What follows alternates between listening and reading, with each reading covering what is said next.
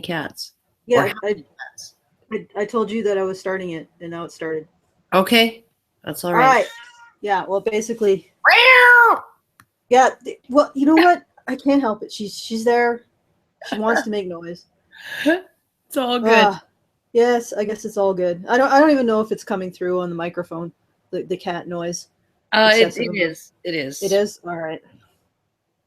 Well, she might pop in, pipe up now and again. So Yeah. should I do the beginning or just forget about it? Oh, just fucking coming at you live from an icy radioactive wasteland. Come. I don't remember the rest, so let's just tank it. All right. You know, like I have spent so much time with Cenk Uygur the last couple of days. What's another 3 hours? Yeah. Yeah. So Okay, but before like no, let's not just get stuck. I am actually going to be controlling the controller today. okay. So just to and last just to begin this week off properly. Last month I did a show week. It was very successful, so thank you to everybody who was motivated to become a patron. That was pretty awesome. So I'm going to do another one for what month is it? March. I'm going to do for this month, which is March. So first off, at the beginning of the show last show week, I asked you what would motivate you to become a donor, to become a patron of Honey Badger Radio. And if you could think about that and send the answer to topic@badgerpod.com. And because we want to get better, we want to do better. And to be honest, the only thing that's really going to change the situation we're facing is not just awareness.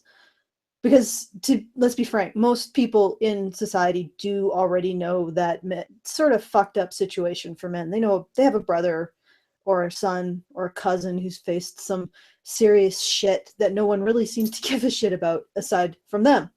So most people are aware that the situation for men is not good.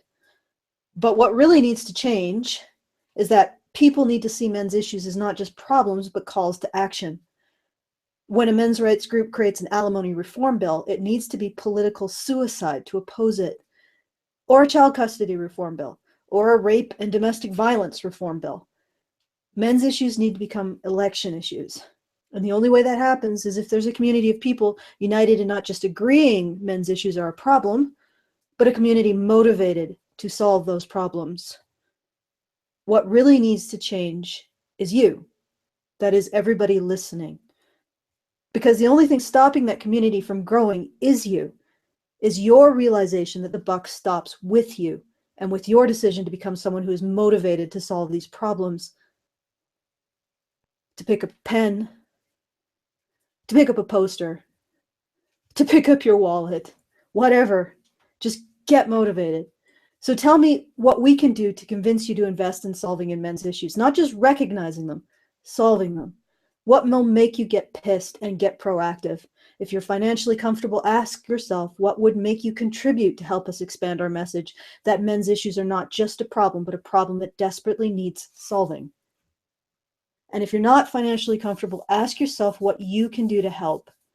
And please send those answers to topic@badgerpod.com. Because the truth is that the only thing standing between men's issues and a community willing to agitate to solve them is you, is your choice to make it happen. And I want to know what we can do to help you make that choice. So once again, send your answers to topic@badgerpod.com. Okay, let's get stuck in here. Oh God. Poor Cenk. Poor Cenk? More Cenk. More Cenk. More Cenk. Yeah. Poor Karen. You know, like I thought that like the video that I sort of did a response to was the only one where he'd mentioned me without mentioning my name, right? And then somebody sent in another one. So he's literally like he's talking shit about me and claiming, you know, and essentially misrepresenting the things that I said or what my positions are without ever actually name dropping me. It's like I'm she who must not be named now. And she's just insane. Don't even mention her name. Oh. And yeah, then somebody might actually go and look and see the dislike bar, the ratio of likes to dislikes on the interview that he did with me. You know, they might actually see that and go, is she really that insane? Why all the dislikes? Well, I just like to clarify some of this situation, the context of what we're about to watch. Karen refused to basically give Cenk the philosophical props that he felt he was deserved for being, what would you call it? What would you, a white knight? He was essentially saying, give me a thank you for the suffragettes. Yeah.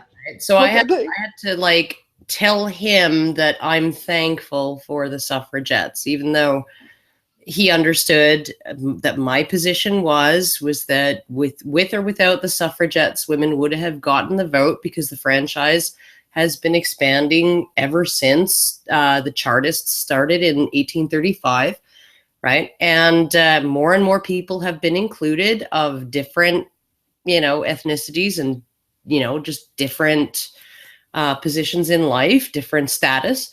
And so, women's suffrage would have eventually happened. It might have happened in 1930. It might have happened in 1945. It might have happened in 1950, but it would have happened. And that I'm not that concerned with the right to vote, because the more people have the right to vote, the less your vote is worth. So, I mean, like, really, is the ability to vote freedom in a place like, Iraq, or a place where, essentially you are limited in what you're allowed to say. You can vote once every 4 years. You can throw your chip in the bin of like 30 million other chips, sure, right? But you're not allowed to speak your mind. You're not allowed to, I'm sorry, I have accomplished way more with a YouTube channel than I ever could by voting in every single election I was eligible to vote in. But essentially it all boils down to, you didn't give Cenk the thanks that he felt he was deserved as appropriating, some sort of continuity between himself and some other group.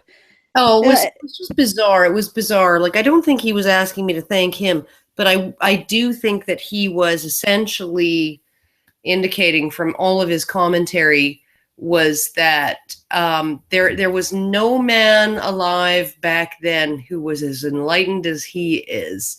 That no man during that time would have considered giving women the vote, but he would have, because he's a good man. And those men back then, they were all bad men. So because he was an enlightened man, you weren't giving him the thanks that he deserved as an enlightened man who would have given you the vote. Apparently, yeah. Yeah. Then he proved his enlightenment by ordering me to make him a ham sandwich. But he's essentially saying, I'm a nice guy who'd give you the vote, Karen. Why are you with all of these miscreants, these bad men, these scum who don't appreciate you? Yeah. Who don't tell you to make them a sandwich? Well, at least jokingly. I mean, or if they do, they're just being silly, and I tell them to go make me a sandwich, bitch. Let's all make each other sandwiches. I could use a sandwich, Yeah.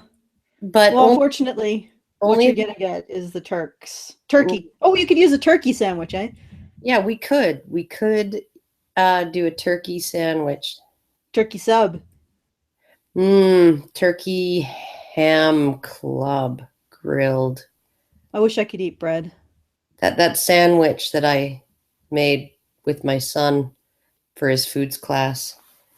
You're still fantasizing about that sandwich. Oh, fuck. That is the most amazing sandwich. That's a sandwich I will be probably putting in the mail and sending to Cenk. By the time it gets to him, it might be a little bit... Yeah, right. No, that's the whole point. Maybe if you wrap it really well. No. I'll just send it in a little sandwich bag, and I'll send it off in the mail, and it'll arrive and, remind him of our little romance. Yeah, but you really need to do that because he's a good man. He's a nice guy. He is. He's the kind of guy who treats you right. Yep. So he deserves that thank you sandwich. Oh, yeah. All right. Let's get stuck in here. Okay. A New Mexico State University student and self-proclaimed... Is that too low in terms of sound? I'm hearing it fine, so. Okay. Claimed nice guy has written and posted a letter to all ladies that he posted on dorm bulletin board, which prompted a rebuttal letter as well as some very creeped out Twitter messages. Ooh, creeped out Twitter messages. This is really hardcore. I know. The whole I'm creeped out, my feels, you know, like, is anyone reminded of Steph Guthrie, right? And her assertion that Greg Elliott's email to her, right? His very polite and professional email that she just knew somehow he was seething with rage, right? You know, and it, you know, like, I'm sorry, but like, maybe if you're getting creeped out, by something like what's to follow, maybe it's hitting kind of close to home and making you feel uncomfortable. How do you get creeped out by 140 characters? No. It's no, they're not being creeped out by the Twitter messages. They're tweeting about how creeped out they are by this letter. How do you get creeped out by a letter? If it's not like, you know, cut out of multiple newspapers and covered in blood? I can understand how you can get creeped out by a letter. I know somebody who was contacted, and in sort of, she had been operating several subreddits on Reddit, and she had been contacted by somebody who essentially ordered her to hand them over to a real feminist or else. And in the course of sort of cryptically, casually, you know, conversationally doing so, you know, dropped her full name, her OkCupid username, fucking her brother's name, her parents' names, her address, her workplace, everything. Like, essentially, I know everything.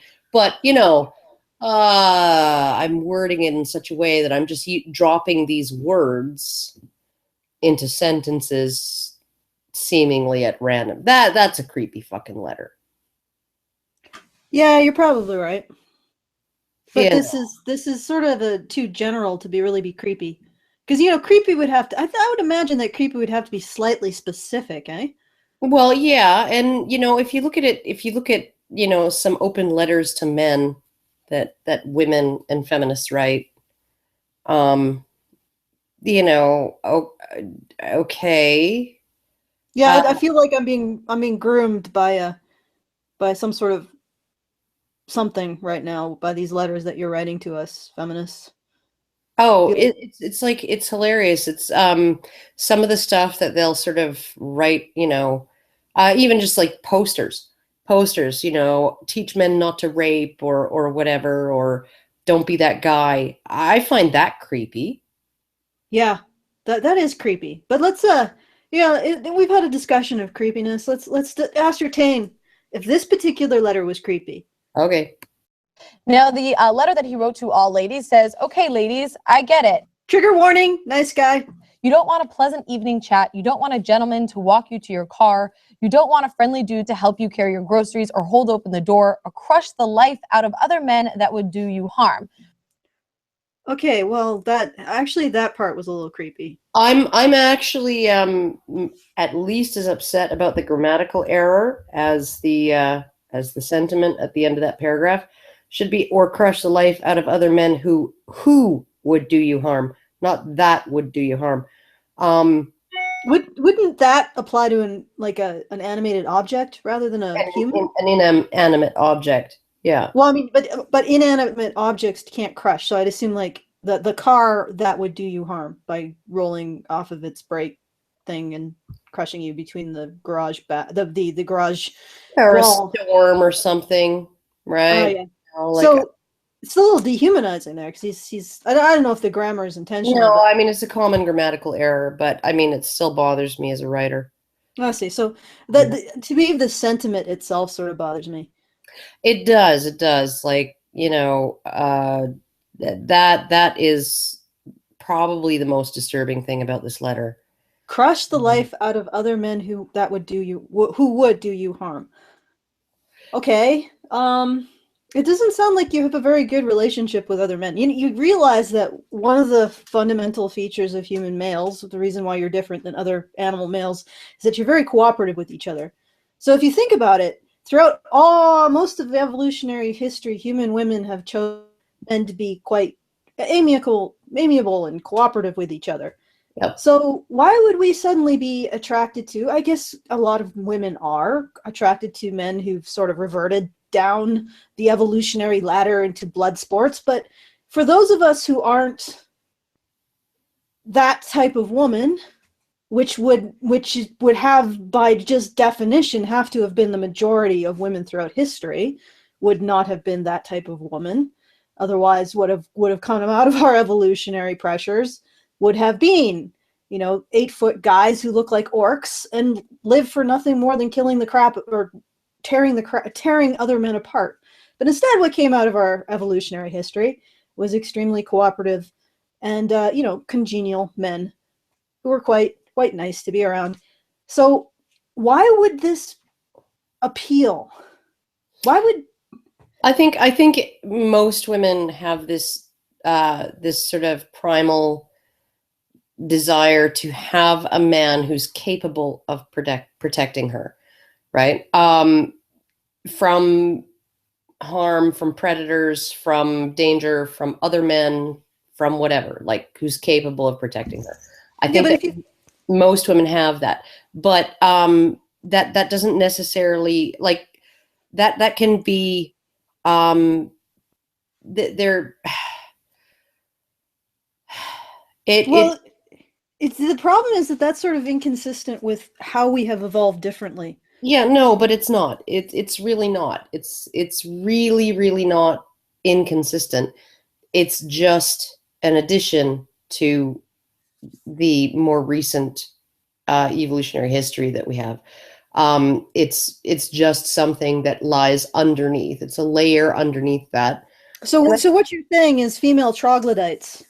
Well, I mean, but like the desire to have a man who is capable of protecting you when needs be, right, is not, it's not an illogical or irrational urge. Yeah, but there's a difference between, because the thing is that human beings, as we evolve this really insane life cycle, that required a hell of a lot of cooperation just to get one kid to the point of reproducing.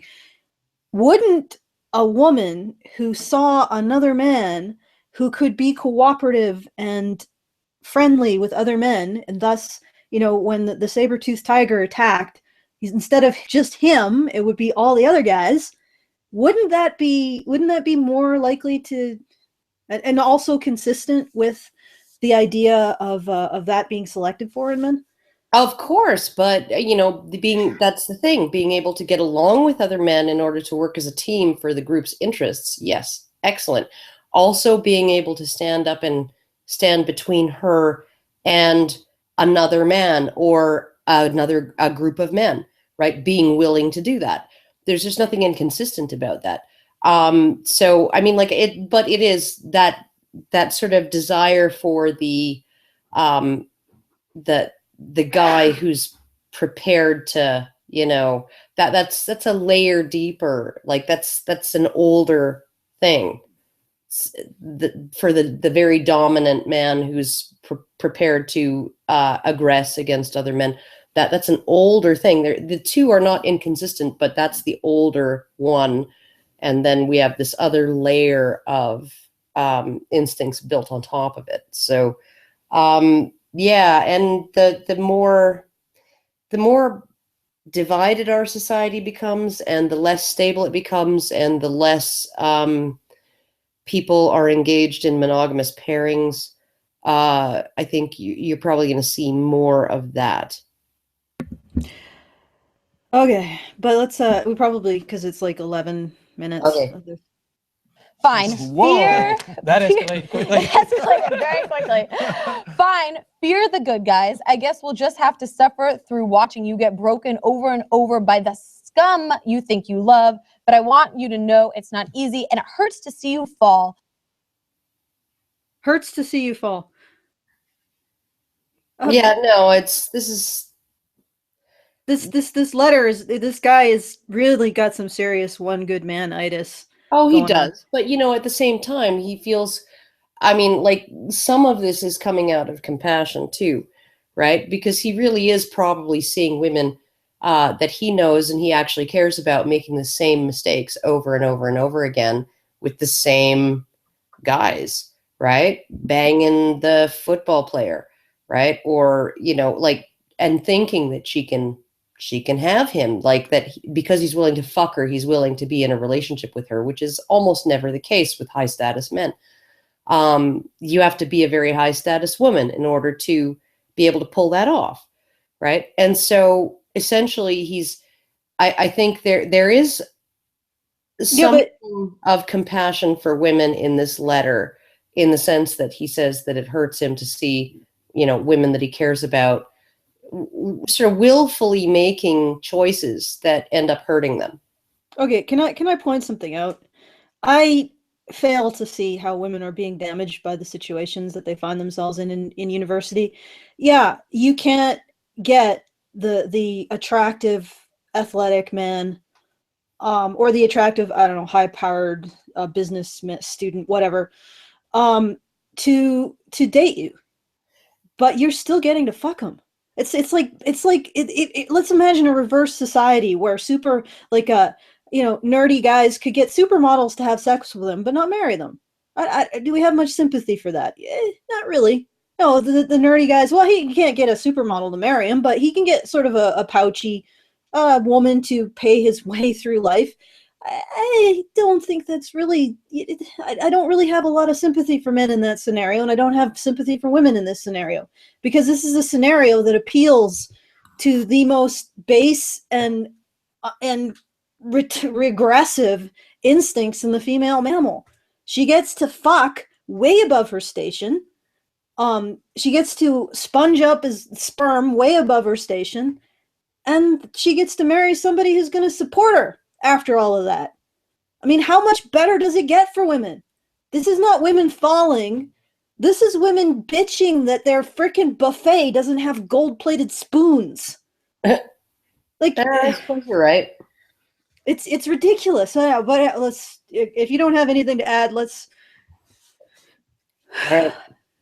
Give the good guys a chance to help you be less afraid of the world. Oh, seriously, you bought into that? These women are not afraid of the world. Keep in mind, this is in a university.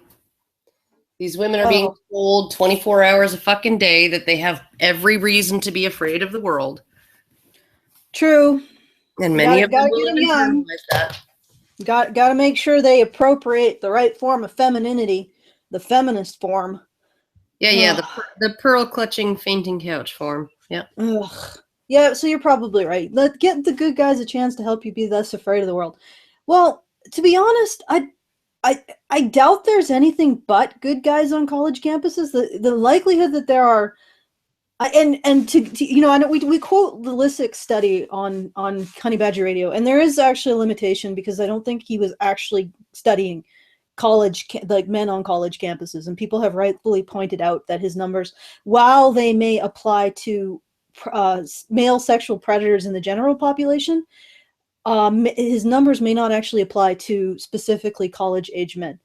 Yeah. So it may be that the number of male predators on college campuses is very, very low. Very low. Well, so considering college campus is the place a woman is least likely to be raped. Yeah. In that group. So the likelihood that almost every man, that whatever woman is triggering this letter by this guy, the likelihood that she's encountered a less than stellar or decent male is pretty minimal. So what is but here's the thing, Alison, okay?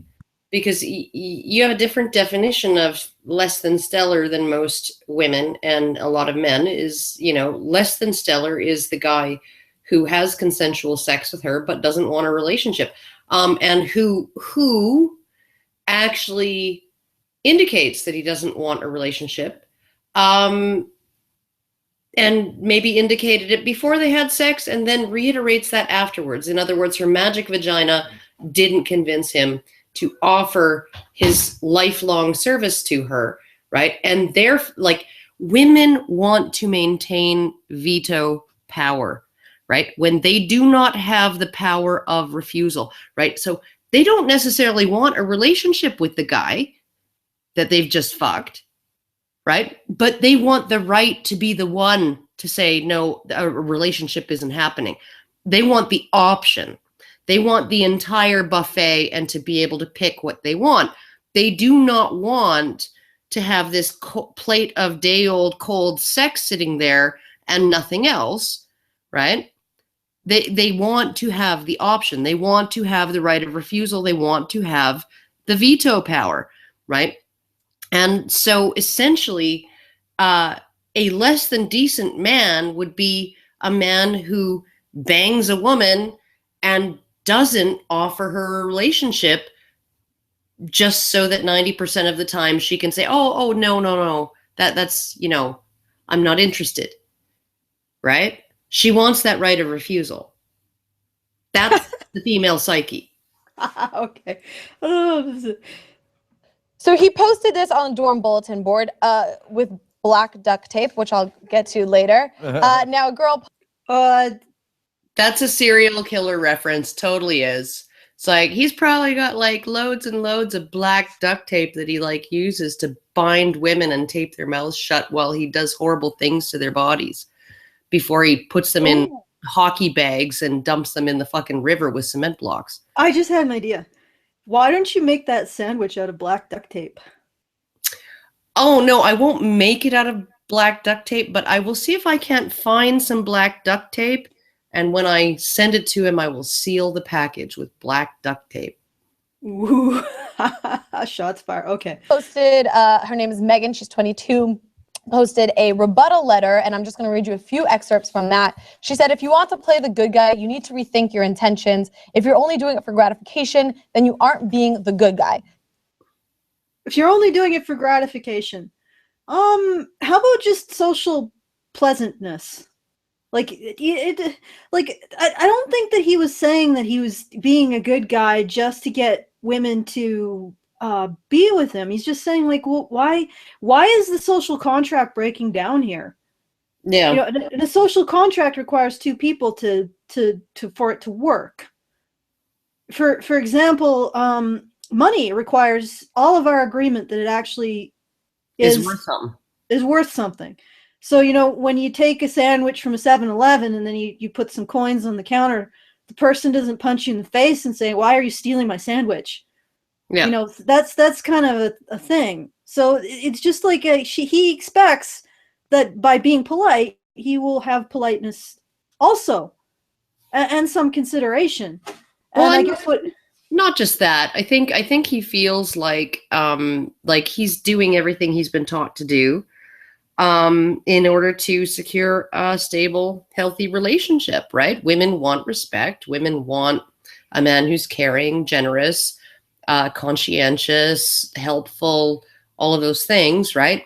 And he's been taught to be that way. And he may actually, it may be something that just is his nature now, is just to behave that way toward women. And he was taught to be that way since he was a young man, since he was a boy, right?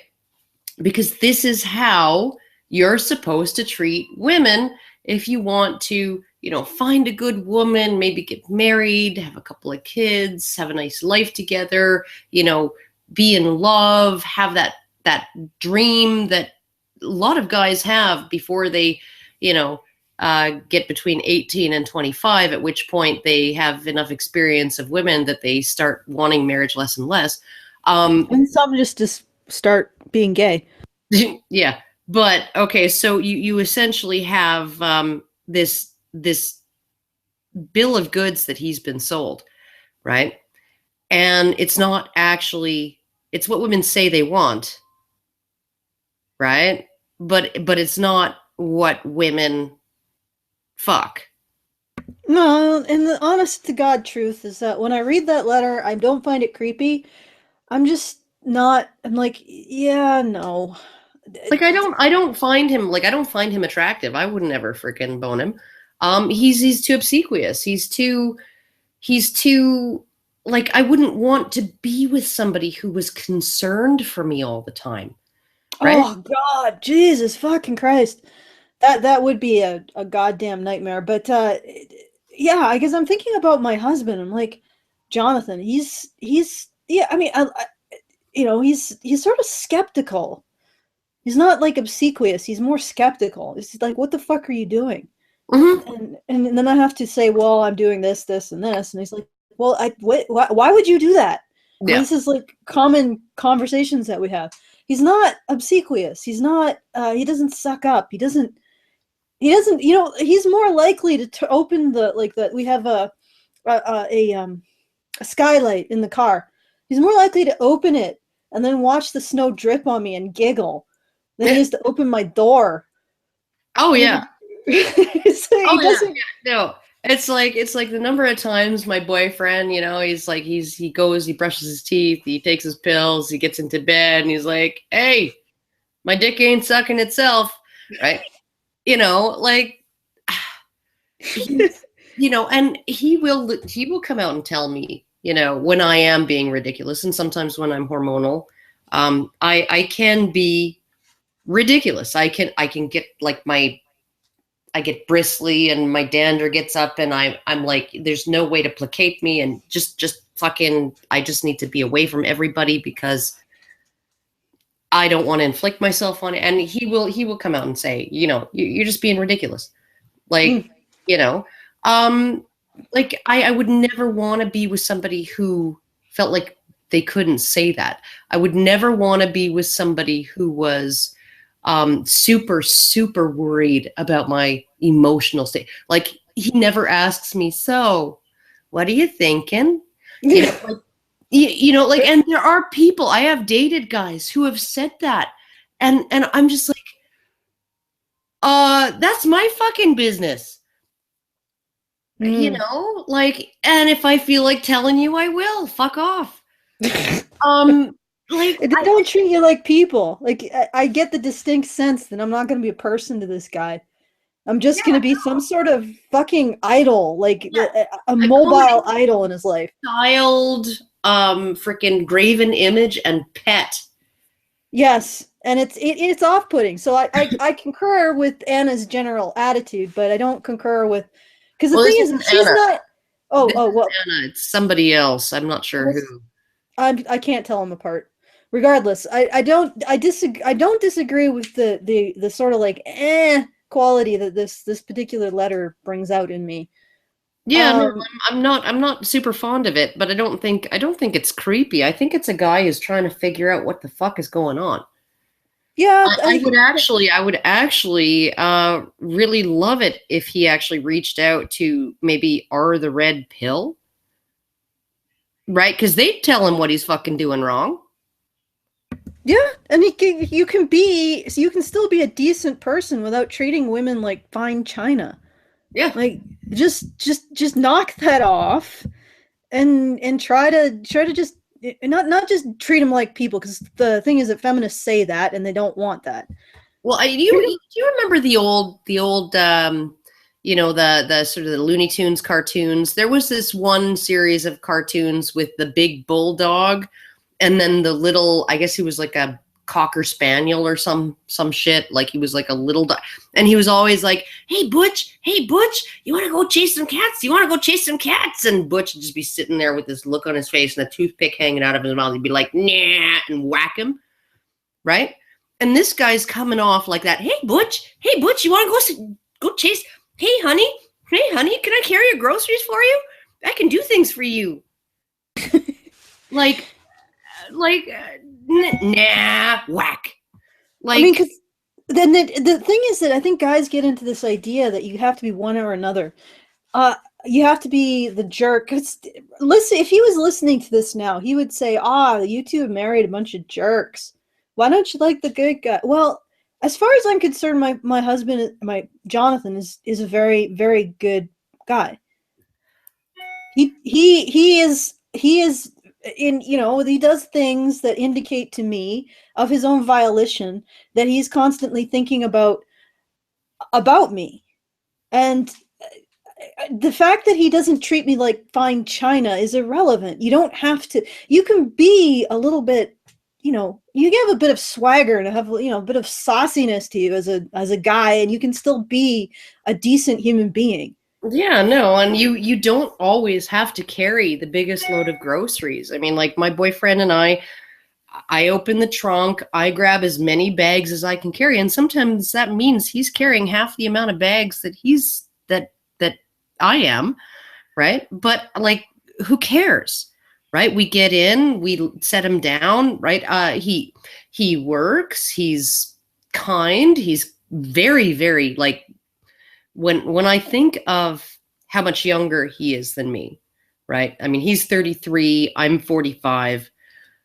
He's closer in age to my older two children than he is to me. And they both still live at home, right? And he pays about half the bills in the house, right? And between all of my income, including the rent that my older two pay because they work and they don't pay rent so much as pay their share of the costs, right? But he's subsidizing my children, including my grown children. And he puts up with them. He puts up with not having the level of privacy that he would necessarily want. And he puts up with me traveling, and he will call me 2 days into a 5-day trip. And one of the first things out of his mouth is, when are you coming home? And I'm like, in 3 days. And he's like, that's too long, right? I miss you. Like there is no doubt in my mind that he is 100% committed to me, that he 100% cares about me, that he 100% supports what I do, right? And that he is actually willing to tell off his relatives, right, on my behalf, because they don't view what I do a lot of them don't view what I do very charitably, right? And so essentially, he is, I mean, he's just, and he's not effusive, and he's not obsequious, and he's not supplicating, and he doesn't lick my asshole except on very, very rare occasions, and only when he's drunk. Like he doesn't, like, but metaphorically, he doesn't ever do that, right? He doesn't ever, ever, ever, ever act like he is in a subservient position to me, and he shouldn't ever act like that. Well, I mean, and I think about what Jonathan does for me. He's not exactly the same. He's like 6 years older, but he wakes up in the morning. He deals with the felines, which, because there's 4 of them, it can be quite a chore, especially one that requires every 2 hours to be played with. And she gets testy if she doesnn't get it. That's worse than a newborn. Yeah. Well, she doesn't. We put her out in the garage at night. It's like, you're not, because she just freaks out when we sleep, and she just can't help herself. She just has to run over our face until we wake up.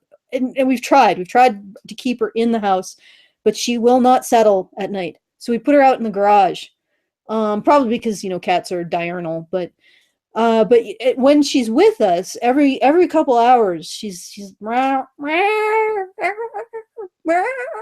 I was like, oh, and he has to go play with her. And so he deals with them. And then he gets up earlier than me. He also makes me cappuccino. Like, he makes me, and then he'll probably make me lunch. Make us lunch. And then, he does other stuff throughout the day just to indicate that he's aware that I'm there and I might be stressed out or something. So it's like, he is a good guy. He's a good man. He's a good partner. He's a good partner, but he's not, like I said, he's far more likely, rather than opening a door for me to see that there's snow over top where I am in the car and open the fucking freaking skylight and then laugh his ass off as I get like a snow dumped on me. So it's like, actually, that's excellent. My boyfriend has a skylight in his car, like a sunroof, and I'm gonna do that to him next time. yeah, it's like, yeah, it's just, it's not a situation where you get treated like, and it's uncomfortable to be treated like glass. Yeah. But unless you're the type of woman who likes that, and you can negotiate your own relationship, but not every woman is. A lot of women don't like that. And they can't take responsibility for not liking it because they think I think a lot of the cases, and feminism plays into this as well, women think they need to like a guy who's constantly licking their ass clean. Yeah. And constantly giving them positive attention. Wonder, like they think they're like, oh, I'm supposed to like this. Why is it leaving me like drier than the Mojave Desert and wanting to masturbate with a cheese grater rather than fuck this guy? Right? No. I would suggest to this guy, go to R the Red Pill, take what you can from it. Don't get sucked into some of the thinking, but yeah, take what you can from it. It's one of those places that, I mean, there's good and there's bad. There's some veterans on there that are actually quite level-headed, and a lot of what people think of as really, really awful and egregious is guys who were just red pilled, and often it was not, in pill form, it was in suppository form applied by a sledgehammer. So, I mean, they're angry and they're not in a good place. So they write a bunch of stuff that may come across as really, really, really unpleasant. But most of the veterans there seem to be fairly reasonable and level-headed, and they'll give you good advice as far as how to attract women. To just sort of, and it doesn't even necessarily involve like a big, huge chain. You can still carry her groceries. You can still open her door, right? But there's a specific attitude that some guys put off that makes women feel like what's the way that you show a bully shows that they are of higher status than somebody, right? They tell them, or an abuser, right? They tell them, you don't deserve me, you could never get with somebody, blah blah blah blah blah blah blah. And a lot of people in that situation, right, they end up believing that I could never do any better than this person, right? This person, right, just through their attitude, right? They could be like a drunken bum. They could be, never had a freaking steady job, right? But this person, judging by the way they're treating me, is out of my league, right? And I'm lucky to have them. This is what abusers do. This is how they trick people into, convince people into staying with them, is even if they're like worthless bums, right, is by essentially treating them poorly, because that's what people of superior status do to the people under them. Studies have shown this, right? So essentially what you have is, you can treat somebody fairly, right? And to them, in your mind, you would think, oh, I'm treating them poorly. But no, not necessarily. If you're treating them equally, if you've been taught you have to defer and be subservient and be supplicating and be respectful and be reverent and all of those things, otherwise you're not a good person, right? Yeah, well, you're essentially saying to that woman, you're higher status than me, you're out of my league, right? I have no business pursuing you, right? And she's going to feel that herself. She's going to notice, right? So you have to just shift the attitude a little bit. You can still do all those helpful things. You can still be protective. You can still be helpful. You can still carry her groceries. You could still open a door for her, whatever, right? But if you do it within a certain frame of confidence as a man, rather than from a position of subservience, then she won't think, oh, I'm way out of his league and I don't want anything to do with him, right? I mean, like it's so freaking lizard brain, but yeah, it is lizard. Oh, echo. Okay. All right, so I would like to point something else out here. What the Young Turks are doing here and what feminists generally do with nice guys is so counterproductive.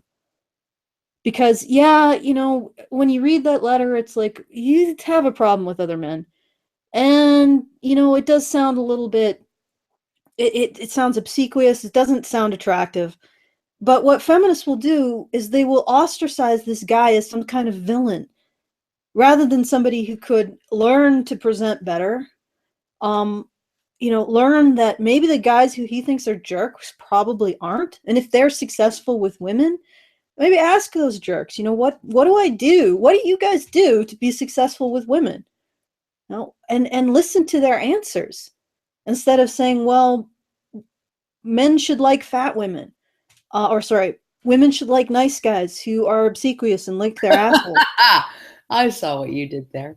Yeah, I know. It's like, and you know, me and Karen will tell you very honestly, women don't like that. Most women don't like that. You might find a very churchy woman, and I don't mean that in a bad way, but a very, very, very, a very church-oriented or family-oriented woman who really does respond to that.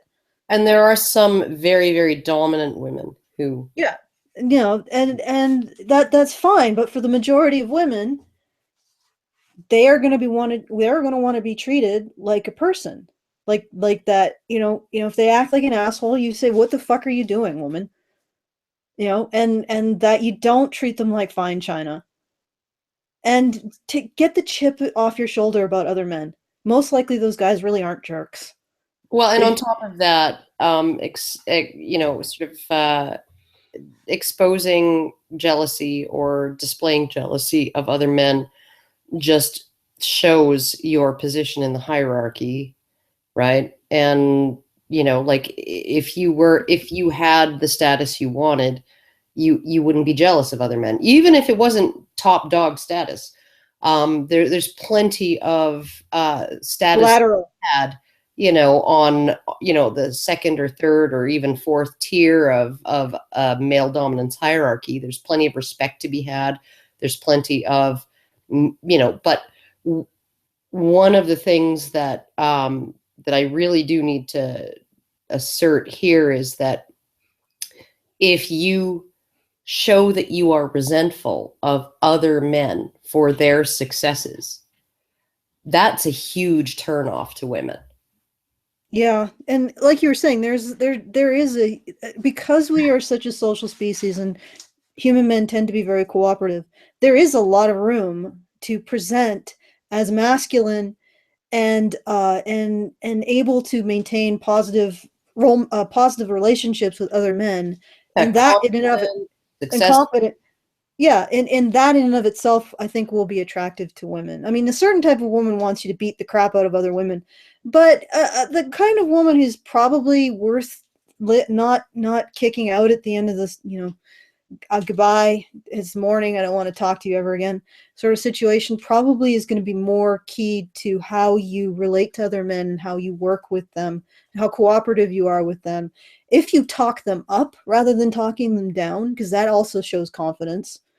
And you know, because there's something, I know Karen says underneath that there's primal instincts to want a guy who tears other men apart, but I think there's also something primal in guys who are friendly and, you know, sociable with other men and cooperative with them, because that's generally, it's a marker of someone who's going to be successful, and if not like really hugely successful, at least have a certain amount of contentment or confidence in whatever he attains.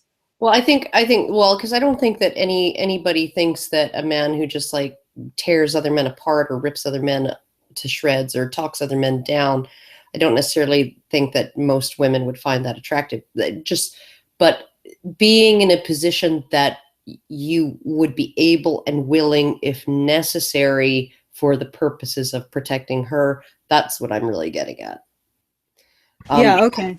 So it's sort of a last ditch kind of thing. Yeah, I think, you know, and it's not just other men, it's also the saber-toothed tiger, right? Mm-hmm. You know, that if he can't or is not willing to do, I think that puts a lot of women off. But this sort of random resentment or blanket resentment of other men, I think that that's a huge turnoff. I mean, like, Cenk may think that he's, you know, got women's cunts wet, you know, every time he badmouths men. I don't think that that's the case. If he's just bad-mouthing other men to try and prop himself up, everybody can see that, right? Yeah. Yeah. And women who aren't attracted to him, who don't consider him a romantic prospect, they may be, you know, totally fine with joining in on that. Absolutely. Right? But that doesn't mean that they're seeing him as a romantic prospect. They're giving him approval maybe, but they're not going to fuck him. Yeah. Well, let's because what time is it? Oh God. Yeah, we're an hour in. And we've done 1 minute. So we're looking at like an 11-hour project here. Fucking hell. Okay. Did Batman give up on Gotham because people weren't thanking him for saving the city? Okay, here's the problem with that analogy. If Gotham doesn't save or doesn't knows that Batman saved the city and doesn't thank him, we think Gotham is a bunch of jackasses. We often think they deserve whatever they get. Are you thus extending your analogy to say that the women who don't thank this guy for being nice to them are a bunch of dickwads who should be blown up? Well, not just that. I mean, like, if eventually Batman, I could see eventually Batman getting tired and I can see him not worrying about the thanks, not worrying about the, you know, all of that, right? The stroking of his ego. But how often are you going to save somebody who's intent on self-destruction? Right? Yeah. Eventually, you're going to lose motivation to do it because literally every time you pick the kid up and take them away from the freaking, you know, electric fence with the butter knife, right? You know, and take the butter knife away, right? You know, you're just like, I'm just going to let that little fucker shock herself, right? Because, you know, obviously, you know, she's not appreciating and she's not learning anything. She has no awareness of what she's being spared, right? Yeah. Okay, but let's yeah. If you want us to be less afraid of the world, then change the world. Don't change us. Now, that's not a tall order or anything. Change the whole world, dude. Oh yeah, but that's actually really flattering because, you know, from where I'm sitting, that's a ridiculous thing to say to a man. It's a ridiculous thing to say to all men, much less just one man. Or anybody. So this woman literally thinks that one man can like change not because everybody is able to change the world. They're able to change how they approach the world, right? But literally change to the extent that she thinks that this guy can do. Change the world to make it safer for women. Literally, she thinks that men are capable of this. That's actually very flattering. Yeah, no, everybody has the capability of being a Mahatma Gandhi. Everybody, or a Nelson Mandela, right? Every single individual has the potential to find themselves through a conflagration, a like massive constellation of the planets aligning and luck and circumstance and all kinds of random shit to be in a position like Forrest Gump, right? You know, the dude who like stumbled through life not knowing what was going on and managed to change the world, right? Every single person has that potential, but only if the planets align. Yeah, no, like this is like she's attributing godlike qualities to this man. Well, she does. And I would argue that I would argue that it's ridiculous even to attribute men as a group the ability to change the world to the extent that she's requesting. But you know, it must be interesting to be a woman who actually believes that men have that kind of power. I can see why that she has such a huge fucking chip on her shoulder. But ultimately, on my edge, like where I'm sitting, you're better off asking women to change the world, change themselves to change the world, than you are men. Well, women certainly have a great deal more social power than men in terms of, bringing issues to light, getting attention for them, getting help for people in need, all of those things, right? Changing social attitudes. If you really want to change the behavior of men, I would suggest that you change your mating criteria. Yeah, or at least just continue to or strengthen the criteria of cooperative, pro-social, and compassionate. Yeah. Our female ancestors have made a really fucking good start on those qualities. Yep. No, just why don't we just continue that? All right. As I mentioned before, people also took to Twitter. One girl said, "Dear creepy entitled men, posting a public flyer about how you're nice probably means you're not." And neither are you, Lydia Hall. Yeah, no, okay. Ew, hashtag MRAs. How do we get involved in this? I don't know. I don't, well, I mean, I guess we're involved now. Yeah, but we weren't involved then. Like, I don't recall, like, donning my ninja outfit and going to this campus, wherever it was, and posting this fucking thing. Yeah, no, I didn't recommend the black duct tape to this guy. He didn't send me his letter and ask me to proofread it. This is my nice guy, Festo, Karen. What do you think? Should I put it up? I don't recall that either. Well, Elliot Rodger was one of us too, right? Even That's sarcasm for everybody who doesn't know. Elliot Rodger did not actually, he was not a men's rights activist in any stretch of the imagination. He wasn't subscribed to a single men's rights channel, but you know who he was subscribed to? The Young Turks. Ooh. Okay. And lastly, terrifying couldn't be less creepy even if it was written on human skin. Oh, for fuck's sake. God, really? This has to be okay. Walter Thunderflask. What's the likelihood? This has got to be a Poe. He's got to be making fun of this shit. No, couldn't be less creepy even if it was written on human skin. Seriously? in human blood, on human skin. It's the Necronomicon. And now it's time for my boomstick. It's the nice Niagonicon. It's Nice. like it's the nice guy nomicon. Nice guy nomicon. Nicicon. Jesus fucking Christ. Like, do you guys have any fucking perspective? Yeah, it was a little whiny. I don't think it was entitled. It was, it wasn't something that makes, it's like the jealousy sort of dripped, the resentment sort of dripped, but it was not fucking terrifying or creepy. I mean, if that was my criteria, resentment, jealousy, and whining was my criteria for finding something terrifying and terrifying, then I would never read or watch any feminist crap. Yeah. Because I would be pissing myself every time. Oh God, I would be hiding under my freaking bed. There would be no room for the boxes of extra clothes under there, because that would be the place that I would hang out all day if I found whining and entitlement and resentment and jealousy to be terrifying, absolutely terrifying. It's like watching insane people, like, just if Walter is honestly advancing this notion, Walter, you're nuts. You know what's terrifying, Walter? Watching your kid almost drown.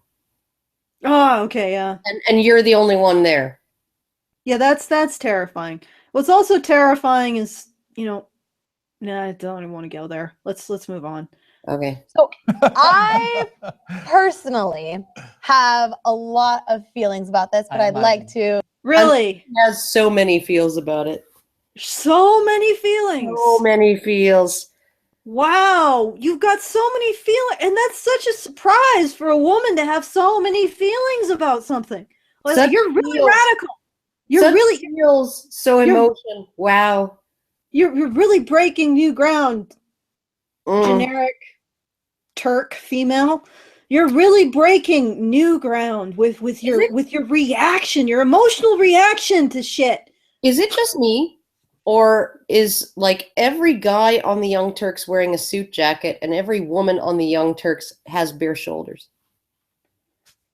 I don't know if that's relevant, but yeah, it does seem No, that way. it strikes me as interesting because these guys, like, they got to wear a blazer and a button-up shirt.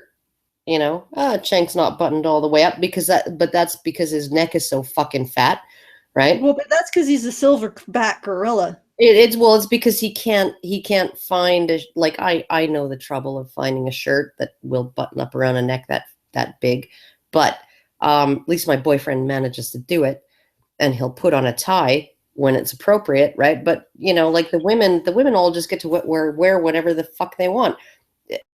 Anna was wearing like a freaking spaghetti strap tank top. But I just did. What gets me about this is this letter could probably easily have been written by Senk himself. Oh, yeah. Women need to appreciate the fact that I'm a male feminist or whatever the fuck he is. And I would have given women the vote. I would have given women the vote. All those other men back then, no, yada, yada, yada. They're scum. Those other men are scum. Happy bending their neck, and the men would have totally given it to them without them throwing those bombs. It would have just been, oh, yeah, yada, yada. You're just ridiculous. Okay, yeah. So, Senk, you would have written this letter, and I'm sure Mr. Brillcream over on the left, he would also have written this letter. I don't call him Mr. Brillcream. I dub him Astro Boy. Oh, I think that, okay, all right, Astro Boy technically could never have grown up, but if Astro Boy was biological, there you go. Okay, but if he lost his strings. He lost his strings. He became a real boy. Well, anyway, so what's really hilarious is that these guys, there are three guys here. The guy who wrote the letter, and then these two guys, all of which are exactly the same type of guy. The type of guy who says, I'm the good guy. All of those other guys are bad guys. You should appreciate me for being a good guy because I'm not like those other bad guys, you women's. Where's my harem? I'm a good guy. I'm a nice guy. I deserve the harems. You know, and all of them identical in nature. And yet the irony is completely lost. Oh, yeah. They don't see it. They don't see a fucking... No, okay, let's... see an opportunity to put down another man. Well, right? Oh, also, not Astro Boy, Jimmy Neutron. Jimmy Neutron, there you go. All right, so Senk and Jimmy Neutron, who would have totally written the same fucking kind of letter. So essentially, these three men here, the man who wrote the letter, and these two guys behind the Young Turks, they are all fucking interchangeable. So let's find out how generic Turk woman thinks about all three men. Not her type, I imagine. I'll give you guys the floor first. I've got mixed. Oh God. Is it just me? Give you guys the floor. Oh, Jesus Christ. Oh my God, I'm such an asshole, but I just want to punch her now. I was like, I just got punchy. I don't want to punch her, but I do want to see her step in dog poo or something. Dog poo. Yeah. So I can't wait to hear from you guys. The best reaction was Edwin's there when you're reading through like the step by step, and then when he said the part, it was like, I can imagine like a Casanova being, I'll walk you to your car, I'll open that door, I'll crush that guy if he says that to you. Like he just went from 0 to 100 way too quick for me, but nonetheless. Really? Way too quick. He didn't get you wet there? Yeah, no, I thought you'd be thinking like, okay. Didn't give you a spot of dew in your pants? Like taking some tips. The thing about this is right. It reminds me of like Okay, I'm continuing, Karen. Okay. A kid, right, who feels obliged to get something because he's doing something which is not for the real reasons in the first place. Make me a sandwich, Karen! Make me a sandwich, Karen! Make me a sandwich! Karen, yada, yada, yada. Karen, yada, yada, yada. And make me a ham sandwich. Yeah. So he's playing by the rules, so he should get his rewards. Like he's doing these things that he has been taught is to be a nice guy. So I should get my reward at the end, which is for me to eventually get the girl. He's probably the same guy in a bar who will go up to 1 million girls and try to get with them, and then at the end he'll be like, they were all sluts anyway. So what? No, he won't. He won't be saying that, because if they were sluts, they would have probably fucked him if he was reasonably attractive, even if he was awkward. Mhm. You know, speaking as somebody who, Yeah, that's a sometimes really good point, Karen. That's a really good point. I think feminists really are degrading the word slut. They're really watering it down. I mean, the true red-blooded slut would sleep with the guy. oh yeah, Wouldn't not sleep with the guy. Like in like these so-called slut walks, I don't think any one of those women is an actual slut. oh god, no. I mean, like, you know, honestly, like they're like there are guys I have dated that I have slept with, and guys that I have dated that I have not slept with. The former outnumber the latter, even on the first date, because, you know, if I like someone, if I can find some way to connect with someone in some way, right? Just sort of on a personal level, like I just, you know, they seem like a genuine person. They seem like they're, you know, nice. They seem like they're okay. They seem like, yeah, don't grab your junk. Sorry, that's my boyfriend. He's working from home today. And just happened to walk through the hallway when I was saying that. But, you know, like I just, there is a difference between a slut and a tease. I think it was Janet Bloomfield who essentially said, you know, there's a difference between a slut and a cock tease, right? Men don't mind sluts. They really don't like cock teases. They really, you know, if there, I know lots of guys who have gone out to bars and who have spent lots of money on women who are willing to, you know, take free drinks and all of that, and then they're like, yeah, I'll sleep with you as if, right? And off they go, and somehow nobody calls them on that bullshit. Like very, very few people will do that. Like, I'm sorry, but you're leading that guy on by accepting drinks from him, right? By flirting with him, by doing all of those things. You are leading him to believe that you're interested in him when you're really not, and you're only doing it so that you don't have to pay your own fucking bar tab, right? That's cunt behavior. Yeah. And I think we need to develop a better vernacular, because it's not sluts that are the problem. It's that shit. It's this leading guys on and inappropriating the word slut when you're not actually a fucking slut. I think those slut walks, there needs to be some sort of criteria. You know, they need to find a sort of awkward, gawky looking guy and say, would you have sex with this man? If not, you're not a slut. You're not allowed in the parade. I totally had sex with 2 guys who had strabismus. I have no idea what that means. Well, you know vernaculus? He has strabismus. What the fuck is that? It's when it's lazy eye, they call it, right? When the muscles of one of your eyes aren't perfect, aren't very strong, okay. right? Oh, I gotcha. So yeah, no.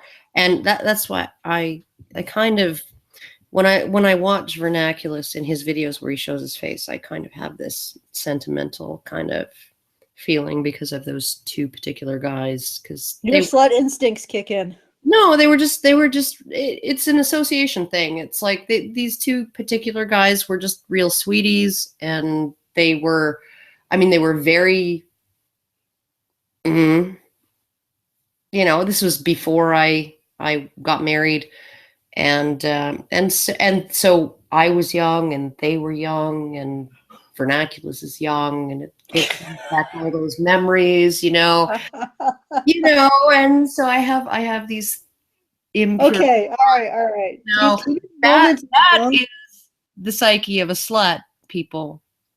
Yeah. Not tease, and not a bitch, and not a whore. And not parading around with "this doesn't mean I consent" written on your fucking prudish butt cheeks.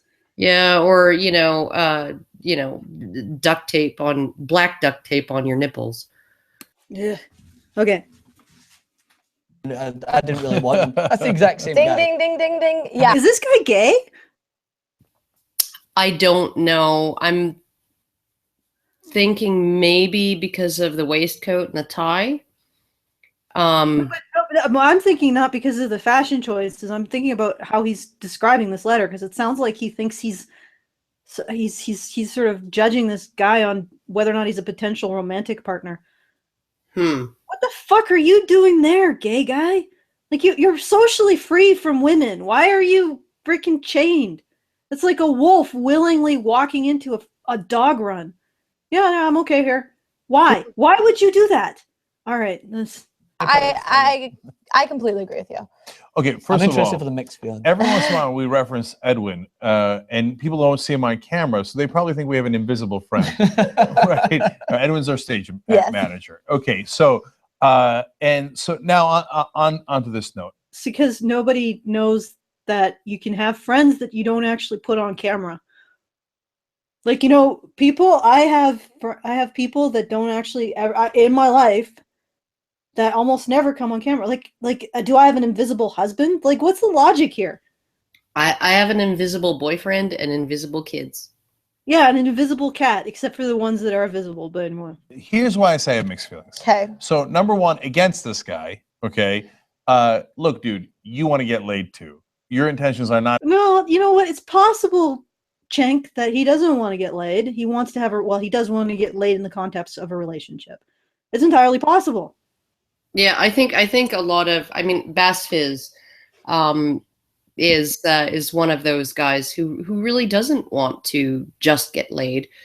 He wants an actual relationship. That's what he wants, and he's going to wait until he has one. And I totally respect that. It's not what I would choose, simply because of how I am and sort of the way I'm attracted to people. And the way I see my own body and my own sexuality. But I completely respect that. And I think that's probably a healthy choice for the majority of the population, who are not necessarily as able to see sex as just sort of this casual thing that you just do, like eating French fries.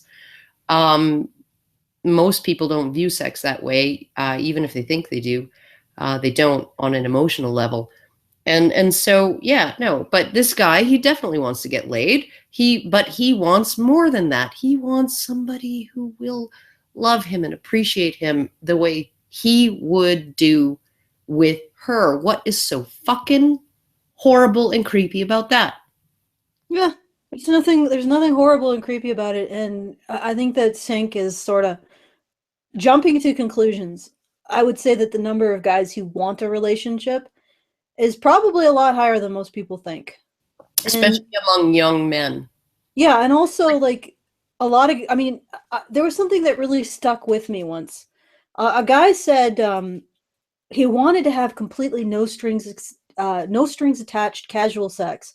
And I sort of like probed it a little further, and he said that, if it was a situation where the woman was just told there's no strings, no relationship attached, nothing whatsoever attached to it. But at the moment where she was about to just have sex with him, she was hit by a fucking meteorite. That would be what he wanted. Not that she would get hit by a meteorite, but that completely no strings attached acceptance of male sexuality. That was what he was really after, rather than just the casual sex. He was after the no strings attached acceptance of his sexuality and affirmation that he was a sexual being. If we lived in a society where men actually got an affirmation of their sexuality and being sexual, being a sexual being, we might actually see less of this seeking of casual sex. Maybe not.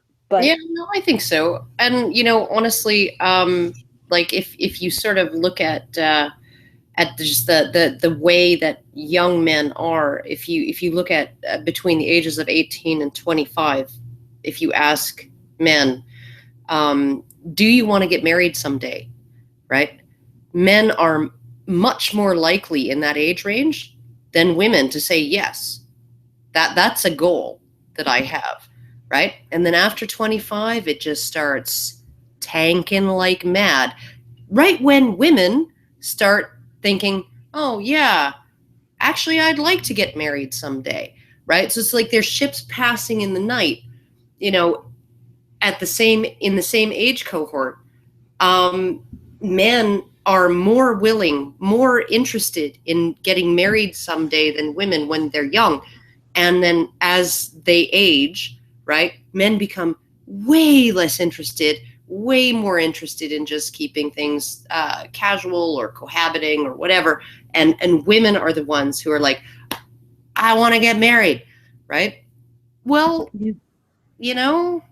Yeah, but you know what? Maybe what we're seeing here is some sympathy. Cenk might be recognizing a fellow one good man. Well, or a fellow Better guy than this who wants to get laid.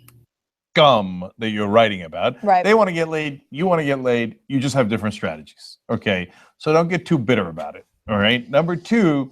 Actually, I want to say that was actually very mature of him to say.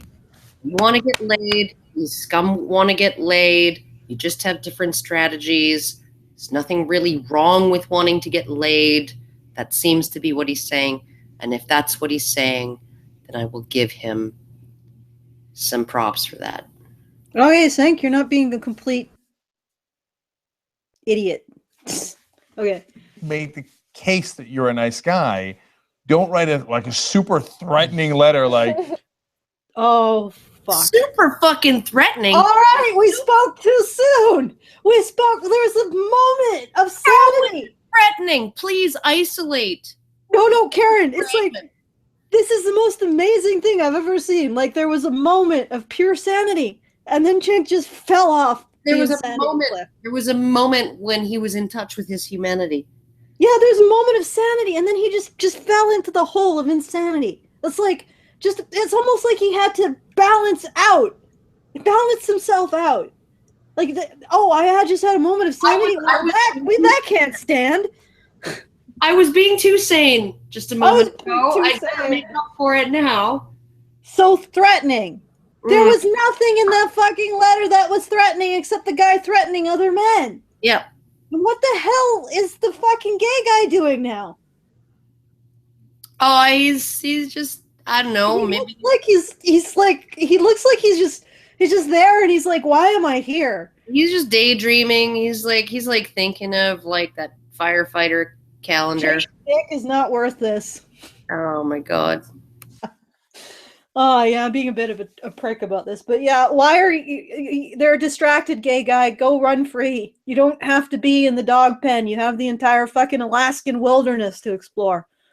oh, the scum that you're sleeping with. Oh, crush What's threatening about that? their soul. But date a nice guy like me. That letter, I'm with you, Hannah. Actually, that's sort of cool. I don't know. Cenk managed to accidentally trigger, I think, an estrogen receptor in me when he was like doing the whole death metal shit. I crushed their soul.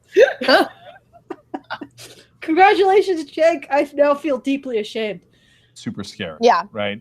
And you mentioned the duct The tape. duct tape just adds a whole other creepy layer. Why? Why does the duct tape add a whole other creepy layer? You realize that when my boyfriend and I had to return a computer monitor to the store the day after we bought it and tried to hook it up and it was fucked up, right? Okay. The only thing that I could find to seal the box was a adhesive tape lint roller. And so that's what I used because that's what I had, right? And so, I've taped things with zebra stripe duct tape because that's what I had. The front bumper of my boyfriend's car where somebody freaking came along and slammed their foot against it and kicked it because he wouldn't pay him to shovel our walks one day last winter. And we taped up the bumper, right? Oh, red tuck tape, right? The tape that you use to, do the vapor barrier underneath your drywall, right? You use what you fucking have on hand. How is that fucking scary? Wrap them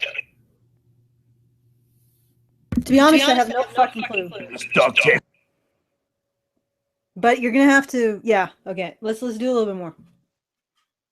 Then they'll see what nice is all about. Can you just imagine him like writing it like late night in his dorm room? Just Oh, I know. Yeah. Ferocious. Okay. Is that what you look like when you masturbate, lady? No, it's what she looks like when she tweets about women's issues. Oh, well, why would that? How is that inconsistent with what I said? Oh, right. Okay. Yeah, those. She's just got a silver bullet between her lips there. I can see the point. Yeah. Okay, now, having said that, No, let's see that again. I want to see it again. room. Just Oh, I know. You know, okay, you know, now when having you're said like actually debating someone online and you can just, from the escalating nature of their responses, you can just tell that like they may have actually popped the bubble under one of the keys on their keyboard. They were typing so hard. Yeah. But that tends to be, no, she knows exactly what that state is, because she's been in it. Oh. I get the frustration behind it, okay? Because now this will be interesting. We'll see if we disagree or not. Do women like bad guys more? Now, that is an enormous. Oh, we don't. There is no fucking. This is a ridiculous fucking dichotomy. We like men. Most sane women like men who aren't constantly have their tongues up their asses, and treat them like human beings. Well, no. I would say just like, Yes, I know.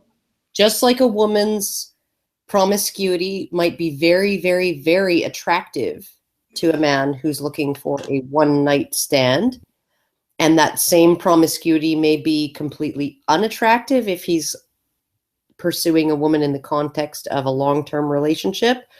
I think that the bad boys do tend to appeal to women, like the very, very, socially dominant, the ones who are arrogant and aggressive and all of those may be more attractive to women who are looking for short-term, 1 night, 3 nights, whatever, right? That they might be more willing to go after those guys than to guys who would be stable, steady, cooperative, good partners, responsible, and all of that stuff, even if those guys treat them as human beings rather than, goddesses to be worshipped. So I think what we're looking at is a shift in the trends of female mating strategies, because long-term relationships have become less necessary to women in terms of if they get pregnant, if they end up with a kid, they can fall back on the government. They can they can support the child themselves in many cases, right? That because it changes the criteria of what they're looking for, and now they're looking to optimize genes. They're looking to optimize male dominance, because if they have a son, their son will inherit those dominant genes, right? And so essentially we're like regressing back, I think, through female mating choices, into a more tournament than pair bonding model. I think that it looks like Cenk is really letting a really good one rip. Oh yeah, no, he's totally shitting his pants right there. He's sharding. You sure? Okay. Pretty broad statement. The answer is yes. Okay. Now, what it is they actually like. I like how I'm speaking as if there's no women on the set. Let me tell you what women like. Okay. Yeah, but the likelihood you're going to get an honest answer from Miss Bo Peep over there is minimal. She's probably going to say that, yeah, I like a guy who opens the door for me and carries my groceries and licks my asshole. I don't know, maybe not, but she probably won't say that she likes an asshole. She just will say that she doesn't like either. She likes a man with something special. Yeah. Take it away, Jake. Okay. Would that something special be like a second penis? I've never never come across a guy with a second penis, and I've never cared to. You know, maybe she's like really freaky. Like maybe that's something special, is like you know, fake boobs and a second penis. Third nipple. Yeah.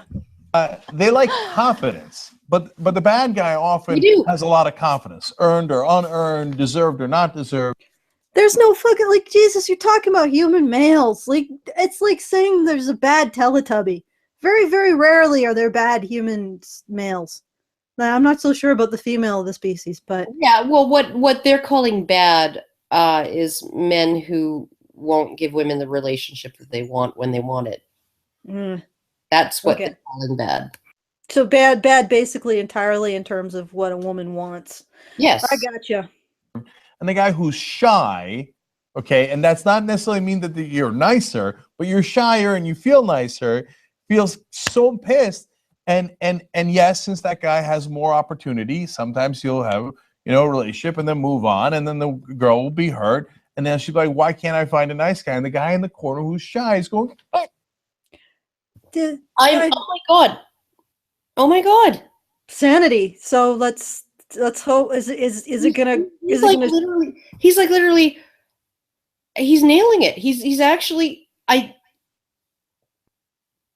it's a fucking amazing moment.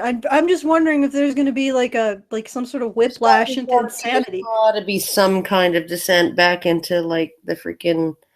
Well, it doesn't necessarily. Maybe Sank isn't going to descend into madness, but the woman will. Okay. Over here, right here. I'll crush him. Right. Well, I won't crush him, but I mean, I'm right here. Right? So the guy who's shy, I feel his pain. What's with the fake laughter? No, I mean, like on her part. Yeah. Yeah. No, she's just doing what's expected of her. What? Why would she do that? What's expected of her?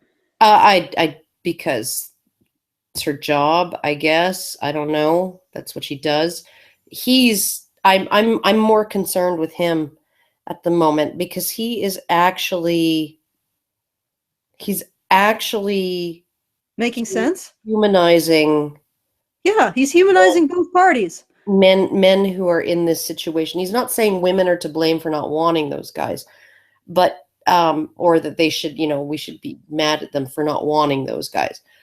But he's saying that there is actually a reason why a reason that isn't just down to like, I'm a creepy serial killer, right?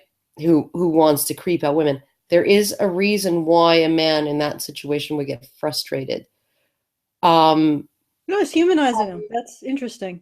I almost feel bad about that video I uploaded late last night. Now let's find out if you maintain that feeling bad about it. Right? Yeah. And so and it's not like there aren't guys who are jerks to women, and you tell me there's some women don't love that. Okay, I think he's playing the sane, and now we're probably going to be witnessing the insane. Oh my God, some women really do love that. I tell you. Yeah. Yeah. Oh yeah. Not all women, not even most women, but some women really do live to be kept in their place. It's just. And I'm guessing that if she denies this fact, she's probably one of those women. Oh my God, I just did a Kafka trap. I should slap myself. So I'm sure there's some women who are attracted to the bad boy, right? Mm-hmm. So I want to comment on your comment, and then I want to get to my comments about this letter. So the first thing is I think there is this notion where nice guys finish last. And if you watch some think tank videos, we have some. What the fuck? Is this what is going on now? Oh, she's plugging her other thing that she does with the other guy. All right, shilling. All right, fair enough. Okay, this is probably, I respect you for the shilling, lady. Studies that prove that's not biologically true. What the fuck is going on now? She's going to say it's not biologically true because there are 5% of women who don't fall into that or some shit. That don't first of all, these are very unscientific terms. What is a bad boy? What is a jerk? Yeah, no. She's going to essentially say that that it's not biologically true because it's not true of all women or some shit like that. What's not biologically true? That's the that question. women are attracted to bad boys. Yeah, but the thing is that how do you define bad boy? Like, I've had multiple women come up to me and say, Jonathan is such a bad boy. I'm like, what? Like, my understanding of bad boy and your understanding of bad boy are probably so distinct. Like, it's not scientific here. So how could you possibly even weigh in on the science of this? All right, let's find out. Think that. So now I want to get into this letter because I think this letter, at first you're reading it and you're like, okay, so I kind of get where he's coming from, you know, maybe nice guys finish last and that whole notion. But no, this letter is extremely offensive and it's extremely... Oh, fuck. Well, yeah, no, everything is offensive, Alison. Don't you know? Yeah, but I think we know what's happening here. Sank created something for this woman to just cut off at the knees. Oh. Just so that her criticism would have more, you know, like they're doing both sides of the issue. But of course, this is not actually something that can be sympathetic. We now have to, she's going to explain to us all why this man should have thumb screws applied to his why he should have boiling molten lead poured into his bowels, and why he should be left trussed up on an empty hillside for the crows to eat his eyes. So yeah, that because no, of this, I'm not gonna give you that. I think that Cenk took the position that he did out of like just trying to give her a foot in the door for her own thing. You know, like that. I don't think that it was planned. I think that he actually, because Cenk doesn't fucking plan shit like that. No, he doesn't. You can tell from most of his interviews, most of his, you know, commentary, that he's not planning that far ahead. He just says whatever the fuck that's probably, in which case I feel sorry for him. That's probably why people still actually like him. It's why people like Trump, and it's like why people like Bernie, right? So, you know, and it's why some people still like Cenk, is that he will actually just say whatever the fuck comes into his freaking brain at any given moment. And I can respect him for that. So there you go. Yeah, but unfortunately now you're making me feel... I'm going to go with his spiel where he actually humanized that guy was a sincere airing of his opinion, and he may change his mind. He may defer to his... Defer? I think it's not changing his mind. It's just deferring to the person with the superior, like social power in the room. Yeah. So that's just going to make me feel sad for Cenk. That's just like two feelings I never thought I would feel. Well, sad for him, sad for everybody. No, I'm not sad for her. I don't feel sad for her at all. Women's agency. Okay, what? Blast and that whole notion. But no, this letter is extremely offensive and it's extremely demeaning. It undermines women's agency. What? Maybe she'll explain how. No. Okay, well, I'll go forward. Because he wants to carry her groceries, and he wants to open her doors, and he wants to do things for her. No, I think you're reading too much into this, Karen. Unless she has an immediate explanation for how a letter undermines women's agency. Once again, I would point out, Ms. Generic Turk female, that a letter is comprised of wood pulp and ink.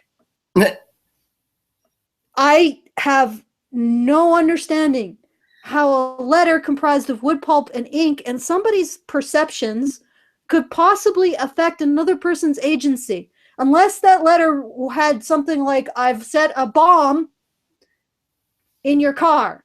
Yeah. Then yes, maybe. Or was like the articles of a nation's charter. Yeah. But this can't possibly, like, unless there's a law somewhere in there that other people will enforce upon your agency. How the fuck does something made out of wood pulp and ink affect your ability to move and act, especially since you yourself can create a letter because you're an autonomous human being? Please explain this black magic. It undermines women's ability to defend themselves. What? What?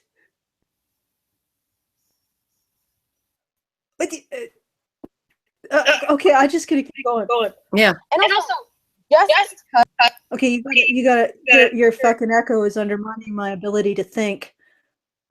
because women don't want you doesn't mean they don't want a pleasant evening, a gentleman to walk them to their car, help them carry their groceries. Maybe they're just not into you.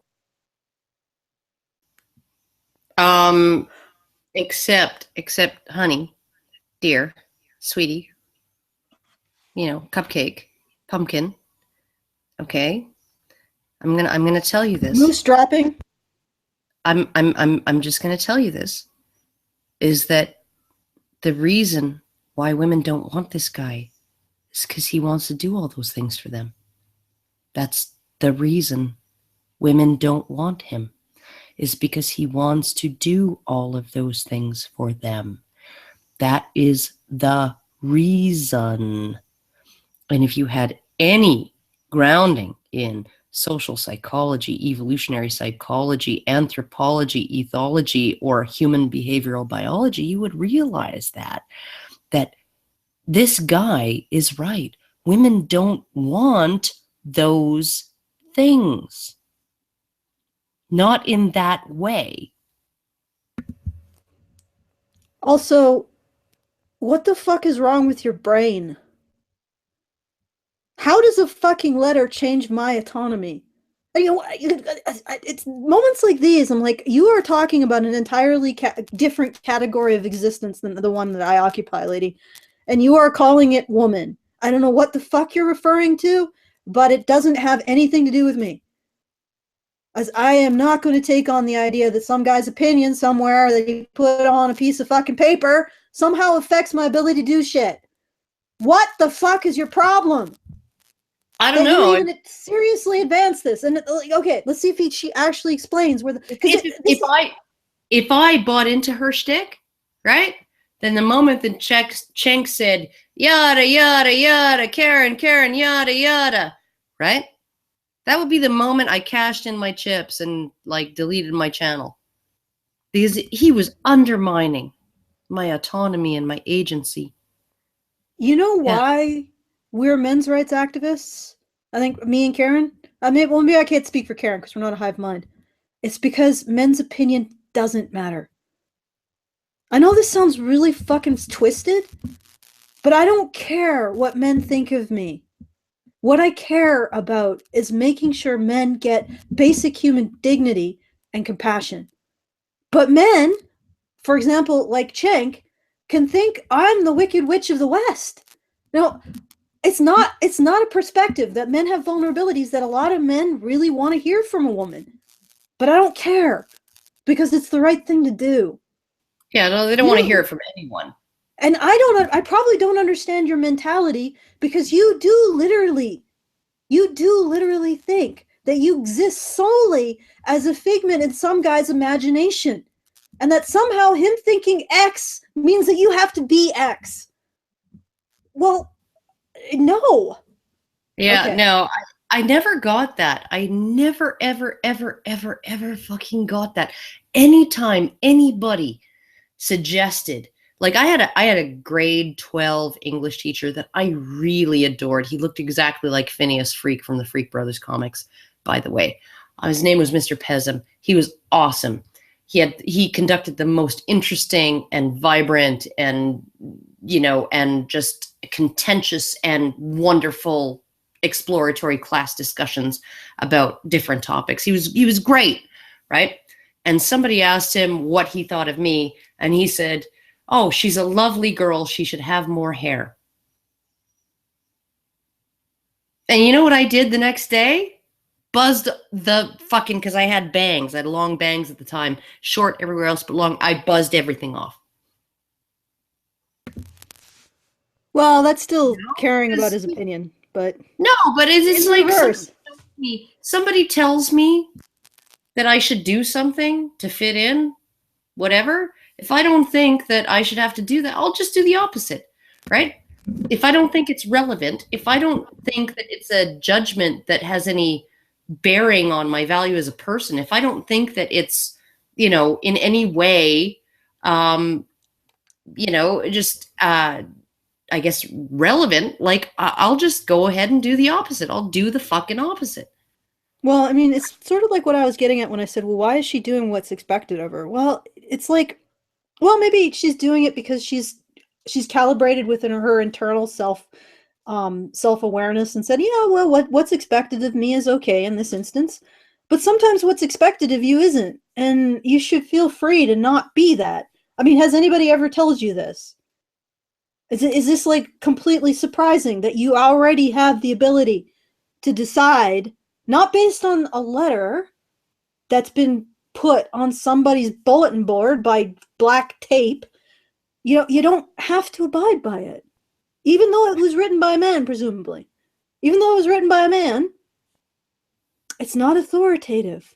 Has anyone told you this? Because now I'm informing you, and you need to drop this bullshit now that you've been informed that it's not authoritative. Okay? You need to let it go. Because what it's really looking like is that you know that this letter isn't authoritative, but you are going to pretend it's authoritative over your life in order to extort guilt out of men who think this way or might agree with the letter. It looks more like you're more sympathize with the guy who wrote it. Yeah, or might sympathize with the guy who wrote it, which is starting to make you look very mean. Yeah, cunty.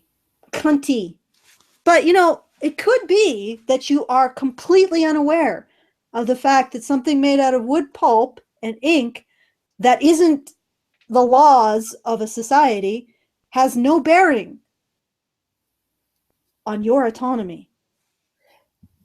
But it's funny because you are willing to advance the notion that it does, just get this sense of moral thuggery, just to be able to be a moral thug. Like, you're going to advance the notion, and yet in advancing this notion, you start to believe it yourself.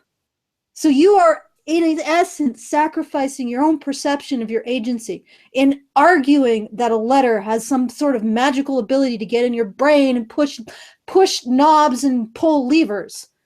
You're advancing that you are subject to a fucking piece of wood pulp.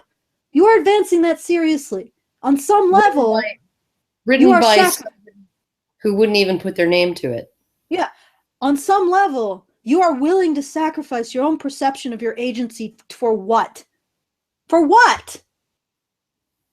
But that doesn't mean they don't want a nice person. And that doesn't say anything about like society at large. Maybe you're just not getting the girl at that time, and that's okay. And you keep doing the nice things that you're doing because you will find the right girl, but maybe you haven't found her yet, and that's okay. But it doesn't give you a right to make this statement about all women. And he has the absolute right to make any statements about anything whatsoever.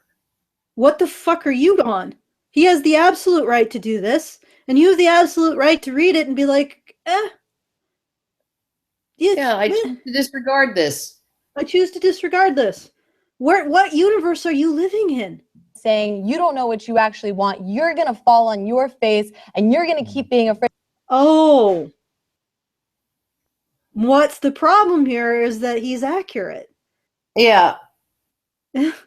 It's like, you don't have the right to say. Did I tell you right at the beginning that the whole point of the backlash over this was because it hit too close to home?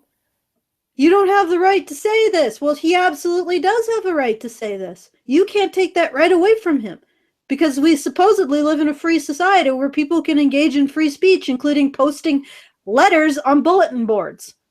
So what's the real problem here? The real problem is that you can't let it go. And if you can't let it go, why can't you let it go? I can let it go. I'm like, yeah, well, you may think that wanting to date a guy who opens his fucking sun door and roof thing in the roof and, snow pours down on you and then he sniggers about it. You may think that may be me falling flat on my face, nice guy in wherever you were who posted this letter. But I'm pretty happy, and it's been 18 years and I don't feel like my face is flat. I feel like I'm perfect. And me, I've had a lot of freaking false starts. I've had a lot of freaking, relationships, long, short, fat, skinny, good, bad, all that. And you know, I don't know that I would go back if I could go back and have a do-over. I don't know that I would change any single one of them, because they all connect to who I am, even when they ended badly, even when they ended in tears. Yeah, and I learned things about myself. I learned things about other people. I learned things about how to be in a relationship with someone. I learned all kinds of things from those experiences, right? And you're treating my experience as if like it's some kind of crippling, debilitating thing, you know, like I should have PTSD or something because lots and lots and lots of guys dumped me. And lots and lots and lots of guys did. But yeah, Life moves on. Yeah, no, it does. And you live, you learn. It's a passive aggressive, sort of snarky letter. And if you actually own your experiences and your choices as a woman and recognize that they were the result of your actions, then you don't have to tell him to shut up. You just be like, yeah, well, maybe you had a point, maybe you don't. But you have every right to say it. Yeah, and maybe want him to say it. You don't want him to say that because you agree with him on some level. Oh, yeah. And the reason why you agree with him on some level is he's probably right. You got left flat by a guy you were, I know this might sound astounding, you were probably shooting out of your league or some shit. And you got left flat by a guy you thought owed you something. And he's got this passive aggressive nice guy's got your number because somewhere in your past you got a guy who you thought owed you something and you're not letting it go. And that's this is why you want to silence him. All right, let's afraid of the girl because you don't want me. So I really want to clarify some things that I think we get wrong as a society. Oh, so wait. She says, because you don't want me.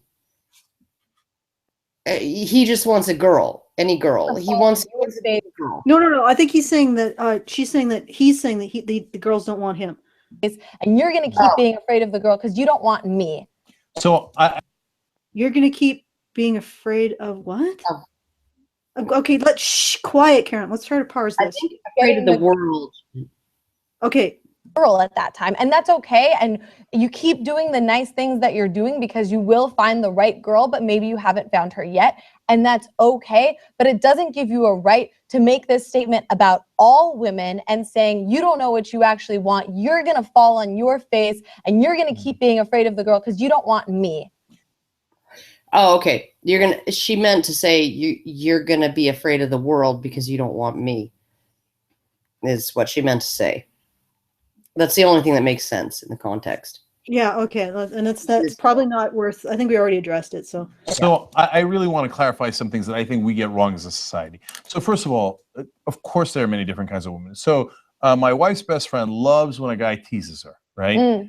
My wife hates that. Yeah. So if you're going to be a jerk to her and tease her, she got no interest. She's going to drop you in a second, right? So in fact, does Cenk ever tell his wife to make him a sandwich? I think he probably should, and then he might actually gain some hand in the relationship. Not the upper hand necessarily, but some hand. What fucking creature doesn't like being teased? It's like saying my wife isn't actually a mammal. Yeah, I've married a lizard. I don't get it. Like you look at that explains a lot. You look at kids and they're like, you know, you pull their legs and then they realize that you're pulling their leg and then they laugh and they think it's funny.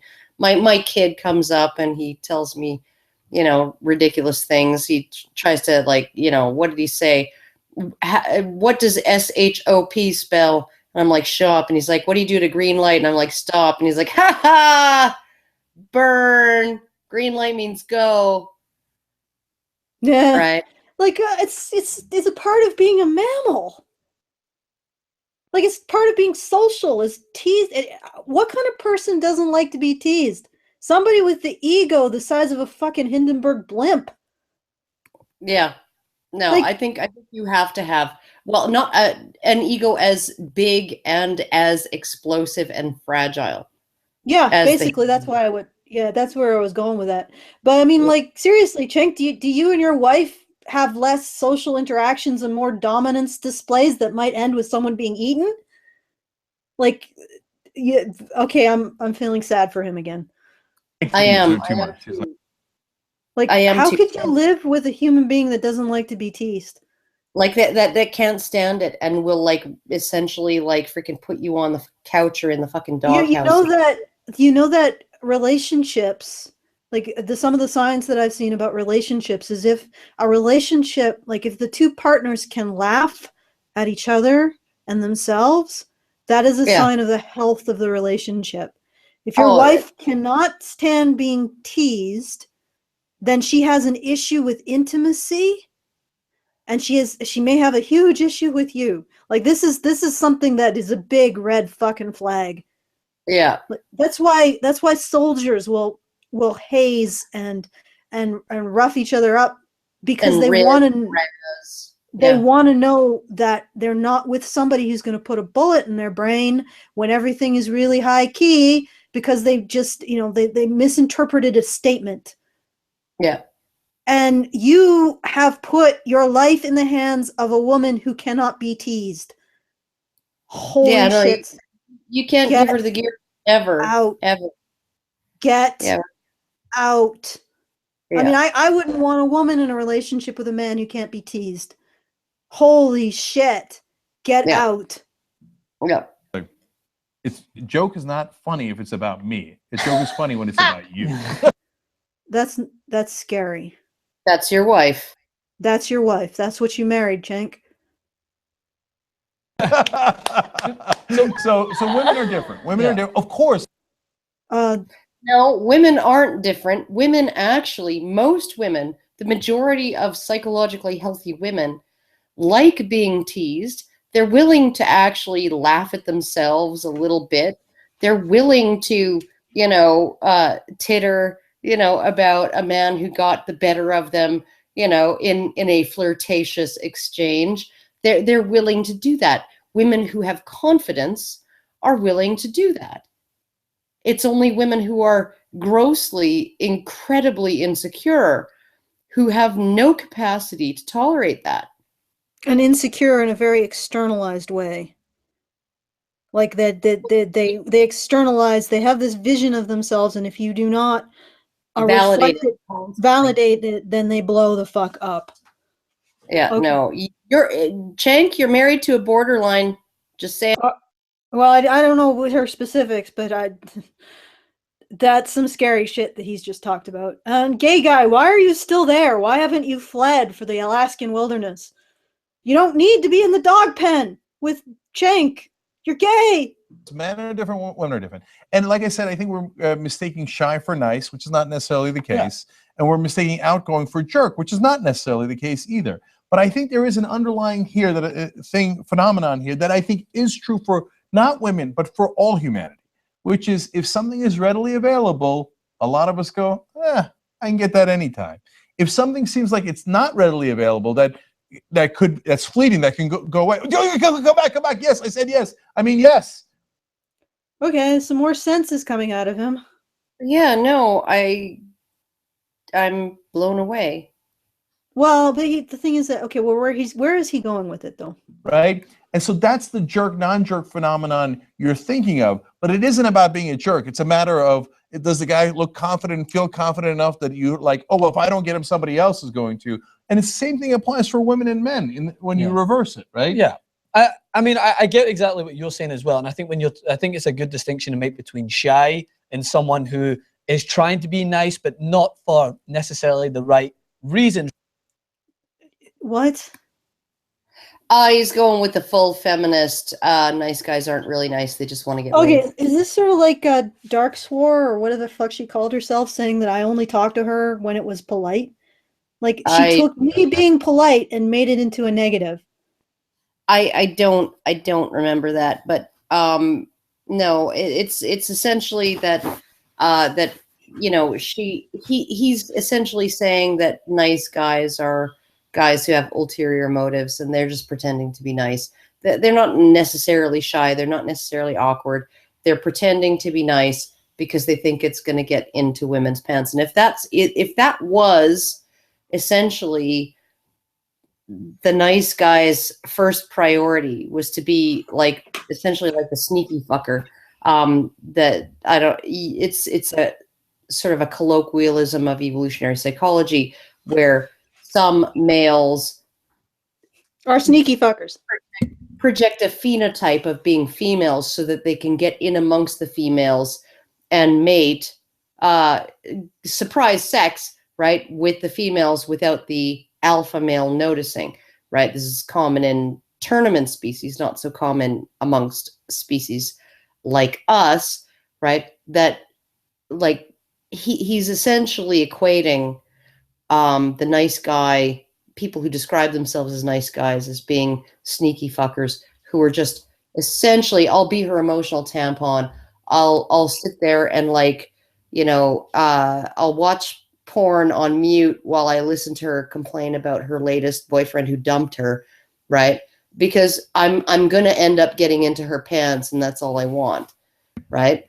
As opposed to just actually having some kind of emotional attachment to this woman. And this is really what most nice guys feel. They feel an emotion, they feel a sexual attraction to these women, but they also feel an emotional attachment to women that they are attracted to.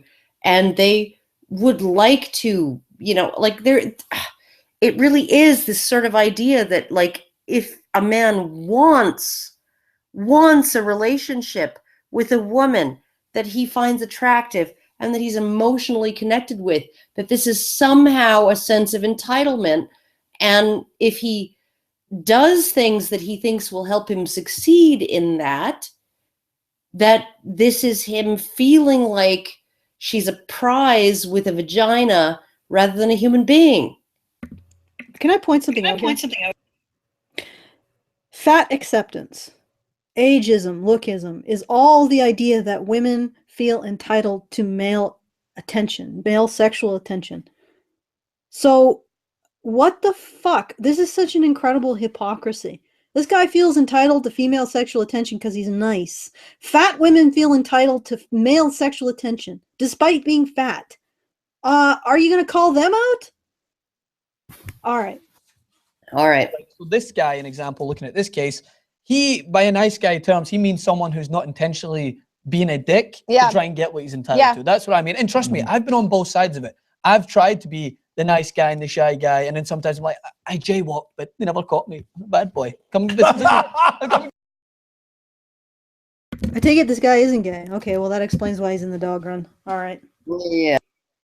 Wow, that is extraordinarily dorky. I tried to go in between it. You out-dorked me on that one. But here's the thing, if you're naturally a nice guy, you don't have to be like, oh, I'm not going to do this for you anymore. If you're naturally a nice guy, you're just going to do these things out of the goodness of your heart.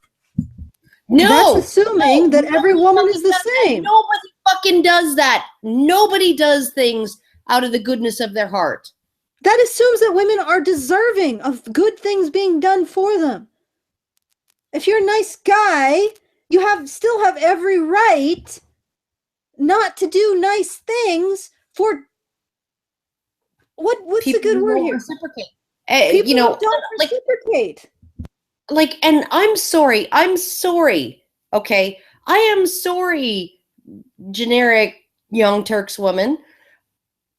But there comes a time when altruism for no reward gets old, right?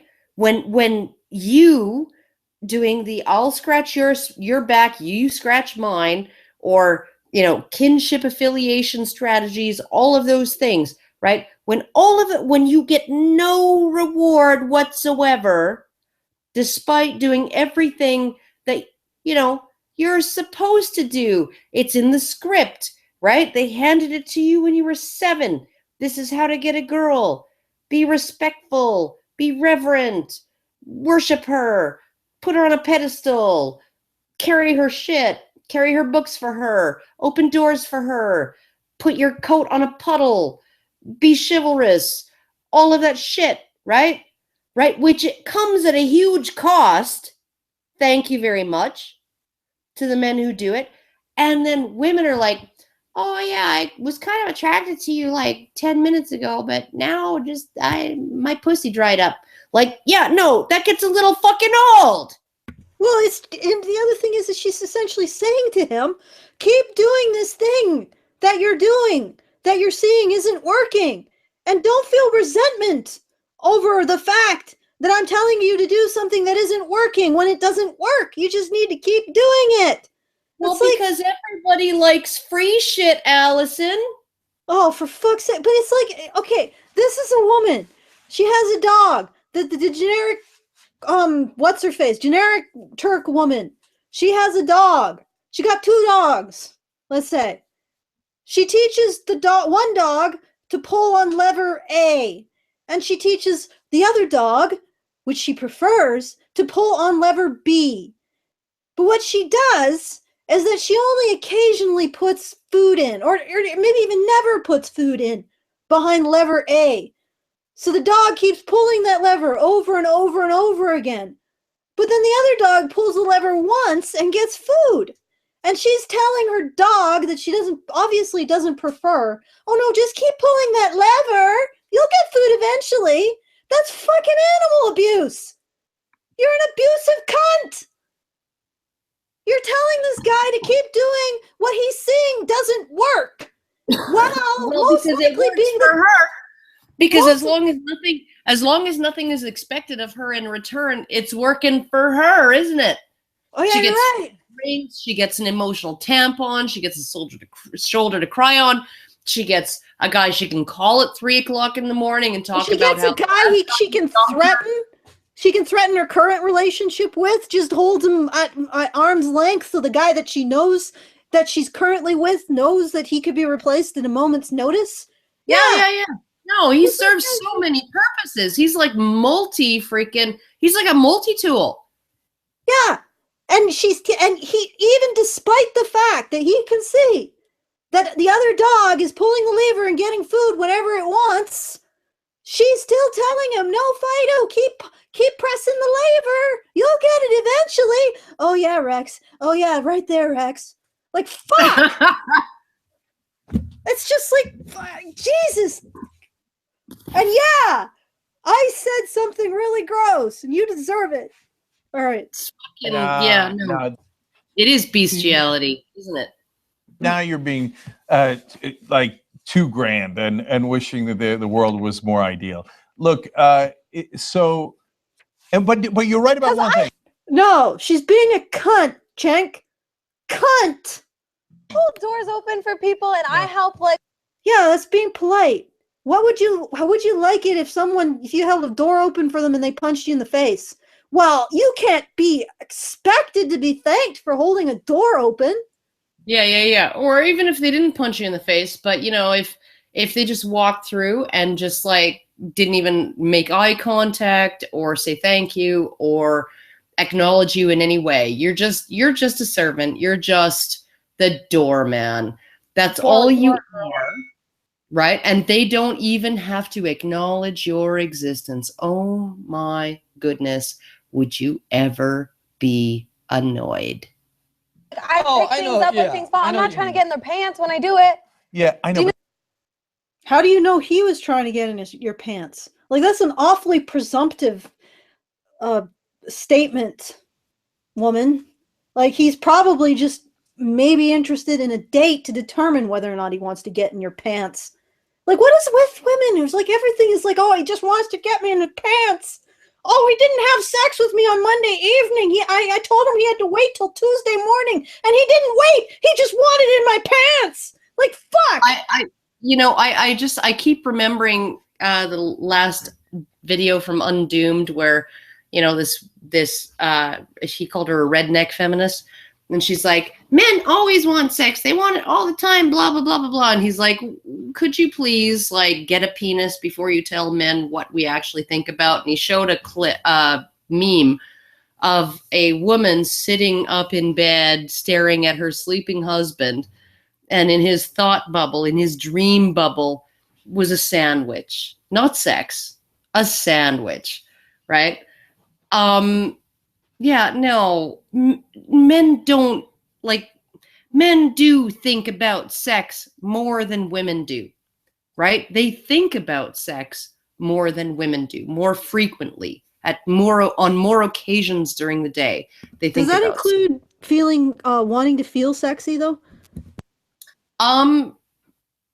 Probably not, but when you actually look at what men want, most men, they want human connection, they want intimacy, they want sex, they want cuddling, they want, a relationship of some sort. Even if it's brief, they want it to be amicable and have some sort of, even looking, like, how much do you spend to get a woman to suck you off in half an hour? And how much do you spend for the 6-hour girlfriend treatment?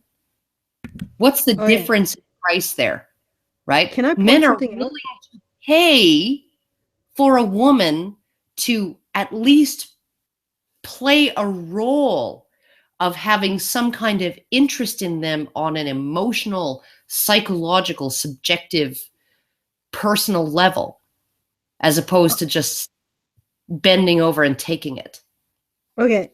First of all, I would like to see a comparison between how often men and women think about sex and how often they think about being sexually desirable. And what's interesting is sex is a mutually pleasurable social activity. Being seen as sexually desirable is basically narcissism. And I would say that it's like almost sublimating what should be an outward directed, in women, what should be an outward directed interest in the sexuality of a man. It's sublimating it to be solely about one's own self-image.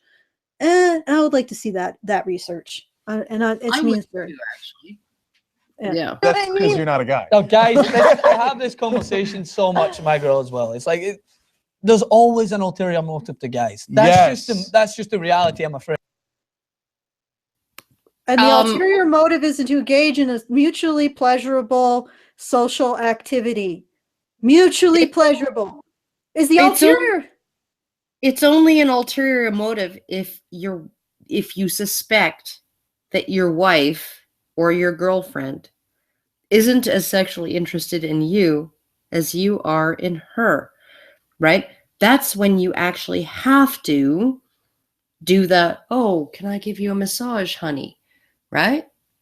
That's when you have to do that to, try and you don't really want to give her a massage. You don't really want to relax her muscles. You don't really want to de-stress her after her hard day at the office. No, you really just want sex. Yeah, no, that only fucking happens when your wife uses sex as a bargaining chip. Yeah, I'm trying to think about this ulterior motive shit.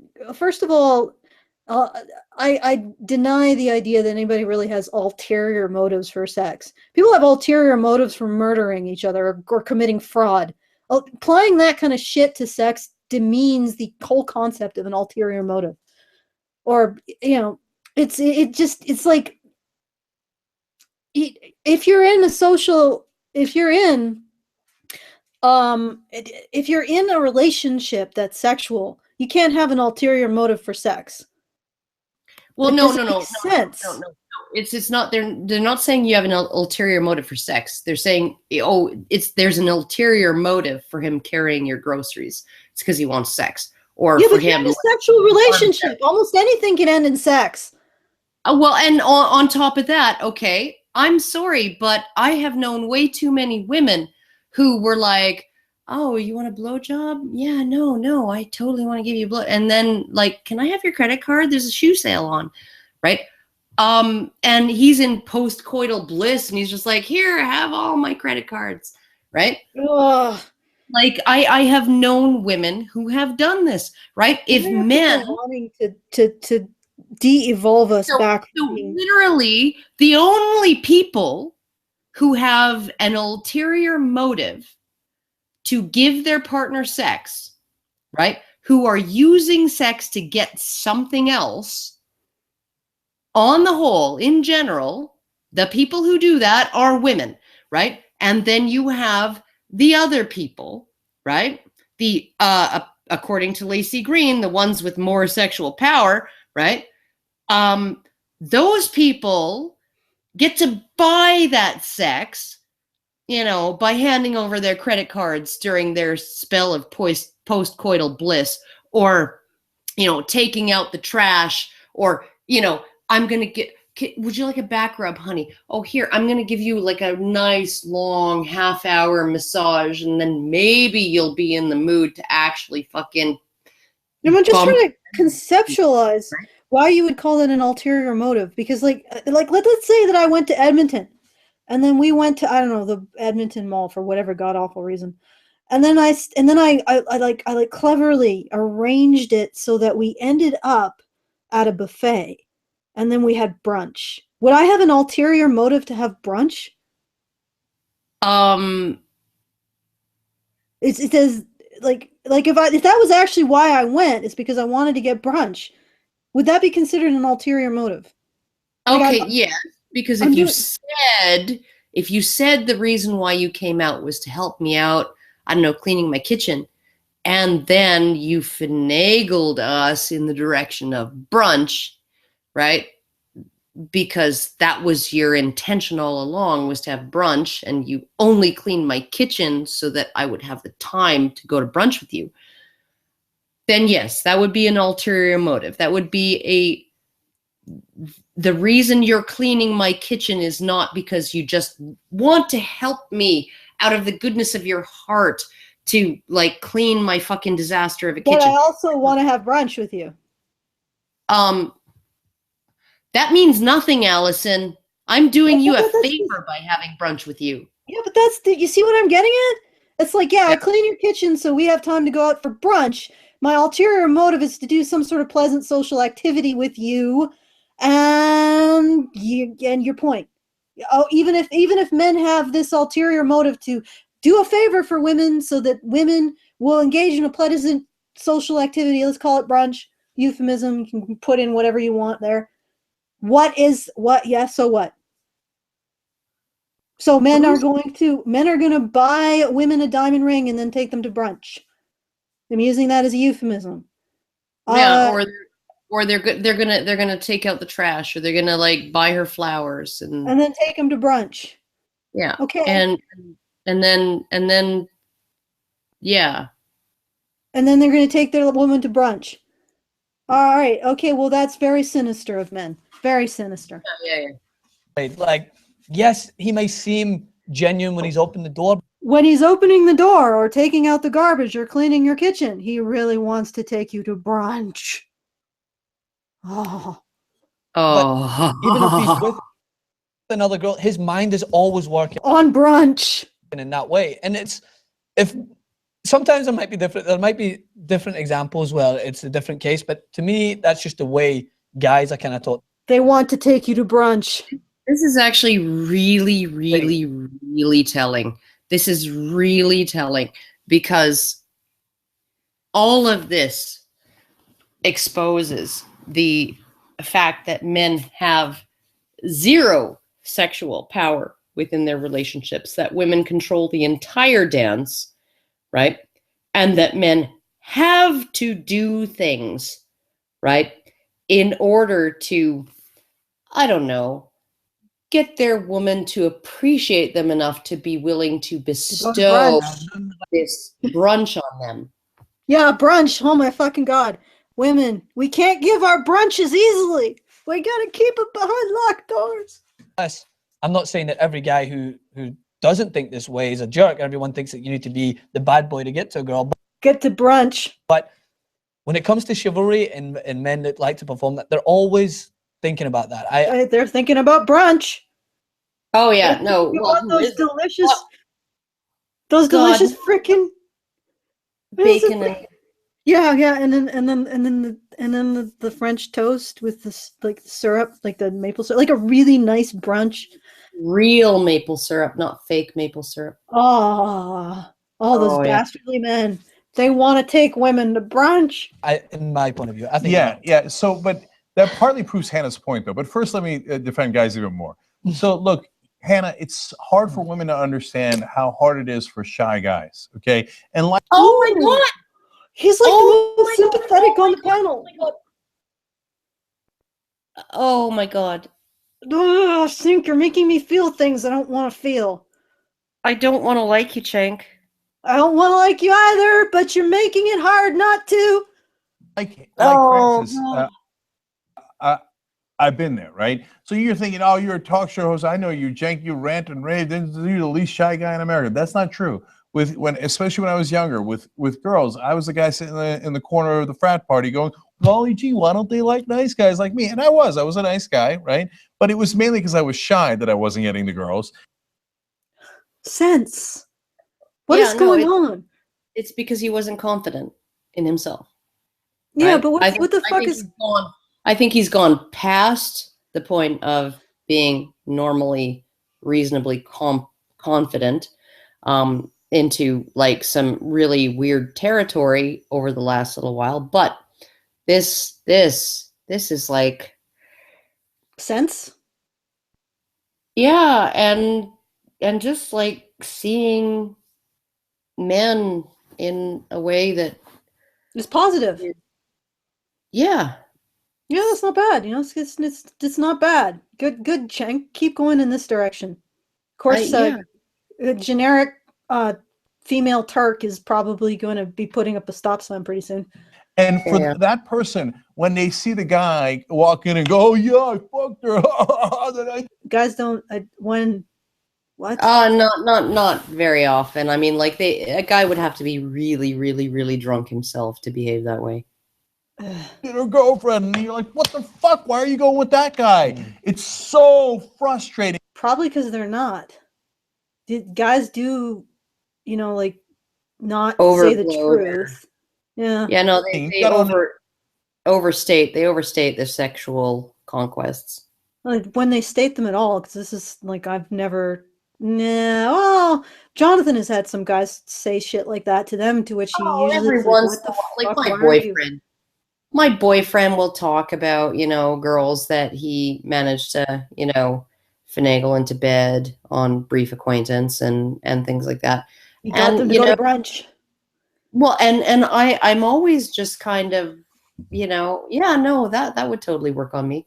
Oh yeah, no, what you did there, that would totally work on me. Oh yeah, no, that would totally work on me. So I mean, like I'm not even like I'm not even like keeping count or anything like that. I'm just sort of assessing his technique, right? And you know, and I'm like, oh, you know what you could have done better is this. You know, that would have probably gotten her in bed even quicker. So. All right, okay. Understand that No. I totally understand this, and I'm not sort of. Yet you still want to maintain this kind of I'm going to ostracize you and put you out on the ice floe for having done this. Of getting on guys' case at all for this. She has no sympathy. But she's not going to, to concede it. In my personal life, I've always dated the really shy, really nice guy. And so I have nothing against nice guys. What I have against is people who are nice and then feel entitled to something because they've been nice. How is this guy saying that he's entitled to anything? He's just like, yeah, no, fuck you, bitches. I tried everything. I did everything I was supposed to do. I gave it my all. I freaking did everything right. And I didn't ever fucking get a girl out of it. So fuck you. And, you know, it's going to hurt me to see you fall and fall and fall and fall and fall for these assholes. But, you know, if that's what you want to do, then do it. Yeah. That's not being entitled. Being entitled is like raping someone. Well, and then also being entitled is saying that someone's immoral if they don't find you attractive, like fat phobic, lookist, ageism.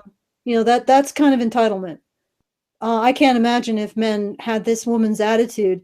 I mean, fat acceptance would be illegal. Yeah. That's my issue So with that's this. the part that I really agree with Hannah on. Yeah. Nice guys, I know, again, I've been there. You're just using that as a strategy, and it's not the right strategy. Because you feel like, well, if I'm nice, why don't you have sex with me? Oh, so you wanted the sex. You weren't nice to be nice, you were nice. No, probably he just wanted the possibility, you know, like just to No, see. and also I think a lot of nice guys, this is a script that they were given from the time that they were really little, right? And so they are genuinely nice. They are genuinely like that. They've been trained all of their lives to be like that. And part of the reason they've been trained that way by their mothers and their daycare providers and their teachers and their grandmothers and their aunties and all of these women in their lives is because they've always said, you know, if you just find a woman and respect her and, you know, and treat her right and, you know, be a gentleman, right, then you'll find a woman who appreciates you, blah, blah, blah, blah, blah, right? So, I mean, this is completely, I mean, and here I am arguing for social constructivism, right?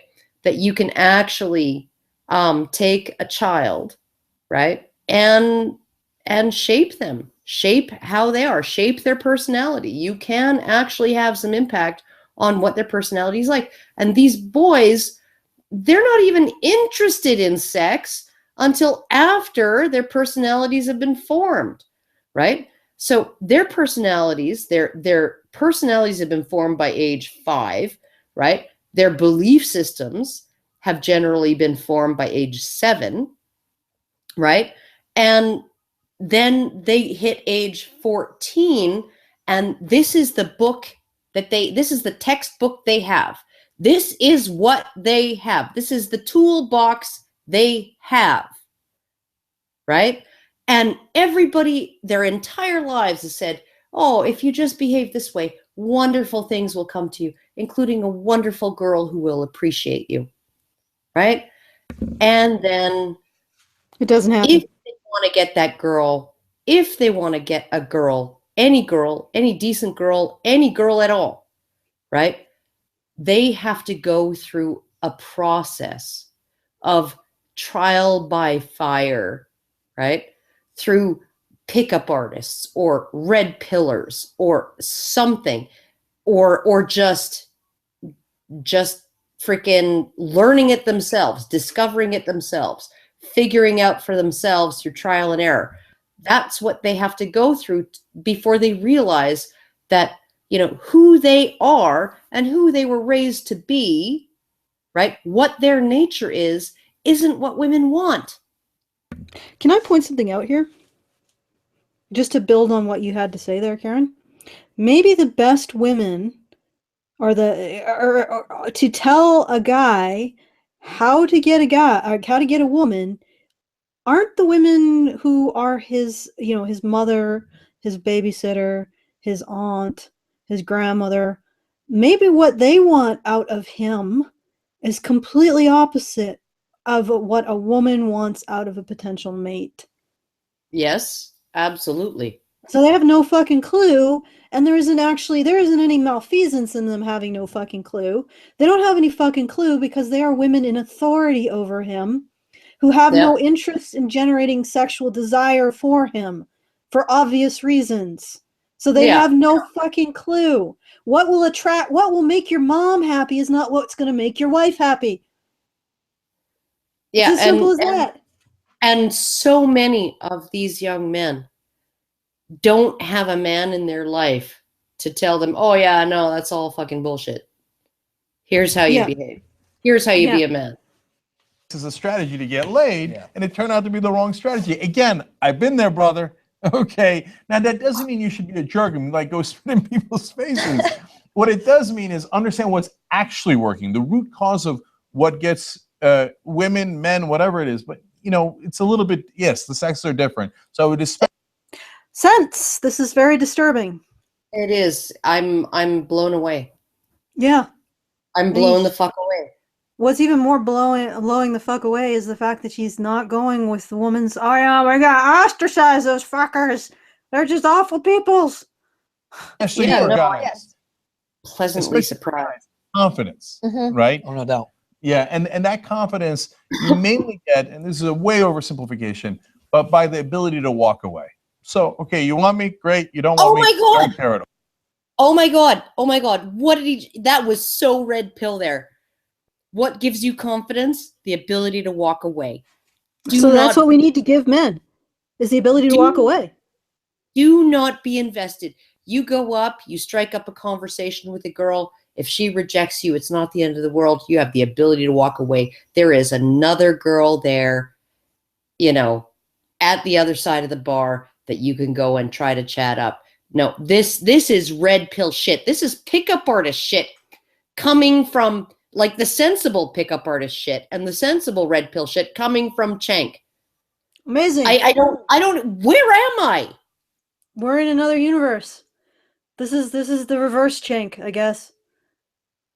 It's being sensible. This is scary. No, he came out of a fucking transporter. There were two of him, right? One was wearing a slightly different uniform because you have to be able to tell the two Kirks apart, right? And yeah. Wow. Okay, let's see if it goes really south in the last 5 seconds. Okay. Right? And so you don't have to be mean to people to have that kind of confidence. Oh, no, you don't. Although, let's face it, if you're going to be the gender that has to face constant rejection, it sort of helps to, you know, like to ease through that by saying, you know, if she rejects me, she's a bitch. Mm-hmm. You know, it just sort of, it gets through the rough patch. Yeah, But no, I like the constant rejection that men go through. Like women have no idea. I could go into a bar, any bar right now, as, you know, a 45-year-old woman. I could whisper a little dirt in 5 guys' ears and I would be going home with one of them. And they wouldn't be the least attractive men in the bar by a long shot. Yeah. That's just the way it is, right? I can get sex whenever I want. That's not a reality that men live with. The reality that men live with is if they were to walk up to 5 random women in a bar and whisper some dirt in their ear, they'd be thrown out of the bar. Mm-hmm. And part of changing that is, you know, men, I guess, dealing with or learning to deal with the rejection without losing themselves, you know, their sense of self. And part of that is maybe not seeing the women who rejected them in the most positive light. Yeah, no, I mean, you essentially, the easiest way to suffer a loss is to say it wasn't worth anything anyway. I mean, there is really something to do. There is something to the whole idea of sour grapes. The grapes were probably sour anyway. And therefore I won't be missing them. I won't be regretting not being able to eat them. That's just how human beings cope with things that they want that they can't have, right? When you have something you want and you try your best and you cannot get that, right? The easiest way to cope is to say, well, it wasn't really worth that much anyway. That's the easiest way to get over it and move on. And like the fact that feminists are saying that coping mechanisms for men who bear 90% of the rejections in the dating world, 90 fucking percent of the rejections in the dating world are borne by men. Men who went, and only because it's men who approach and men who risk rejection, men who actually take the step, make their intentions known, right? And make it sort of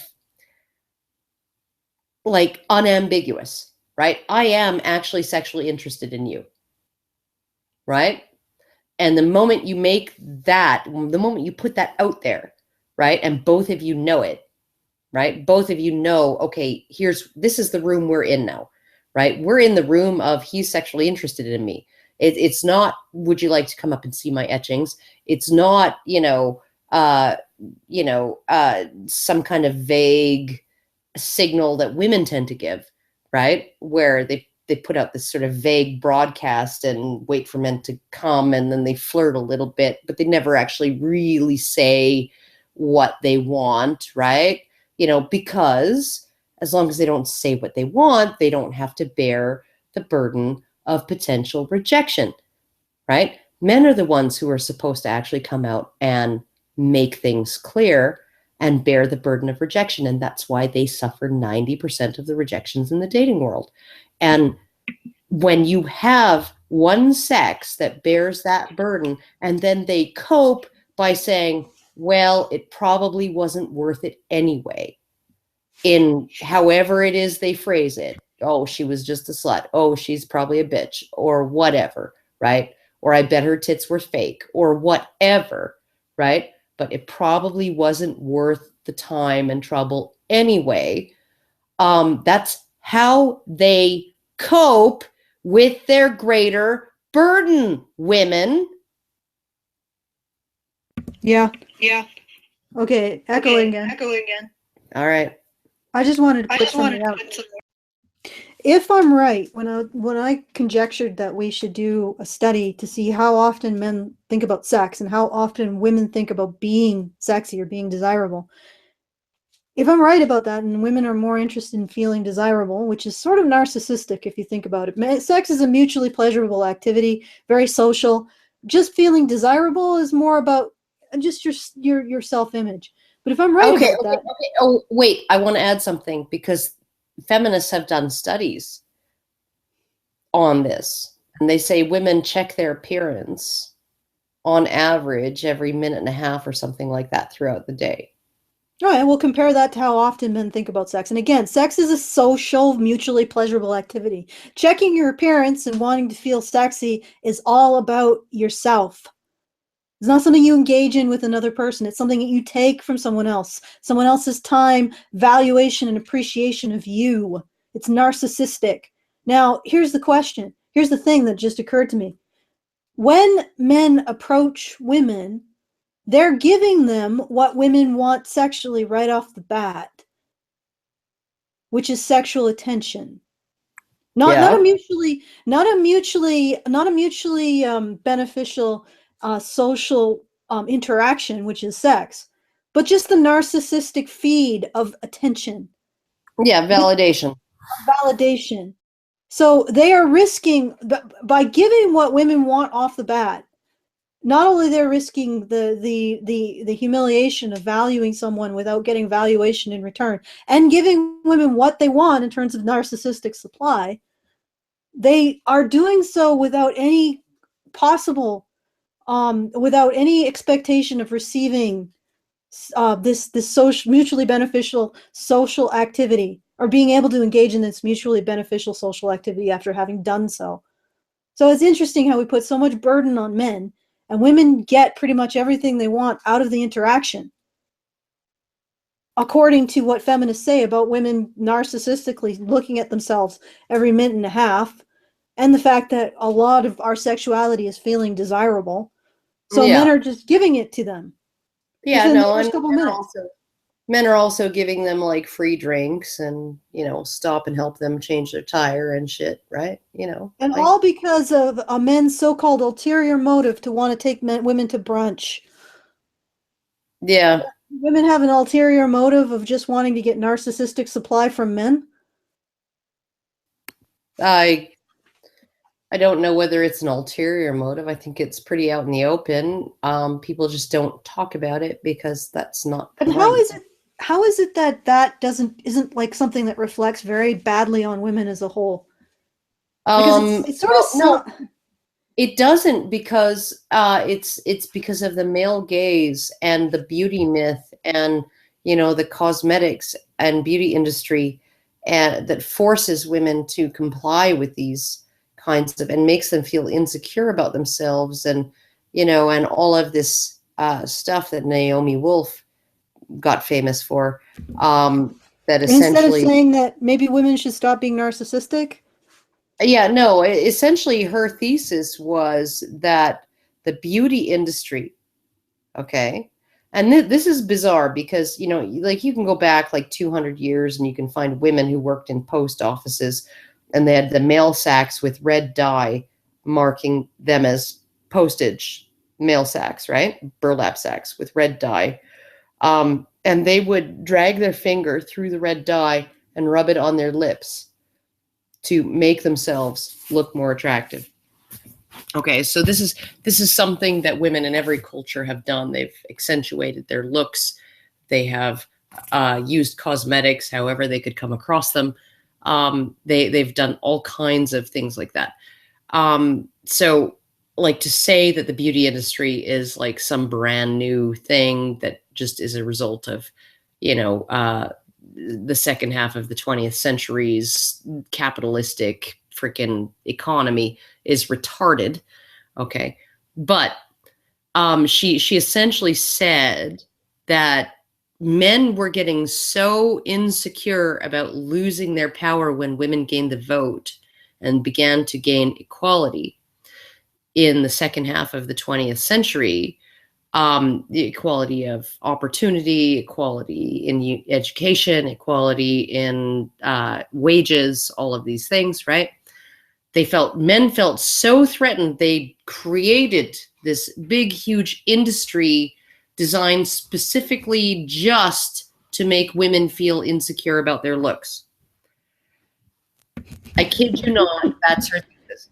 Oh my fucking God. Okay, so instead, it's so funny because it's basically like a bunch of narcissists saying that instead of expecting us to have a reasonable estimation of ourselves, the world needs to tell us how wonderful we are.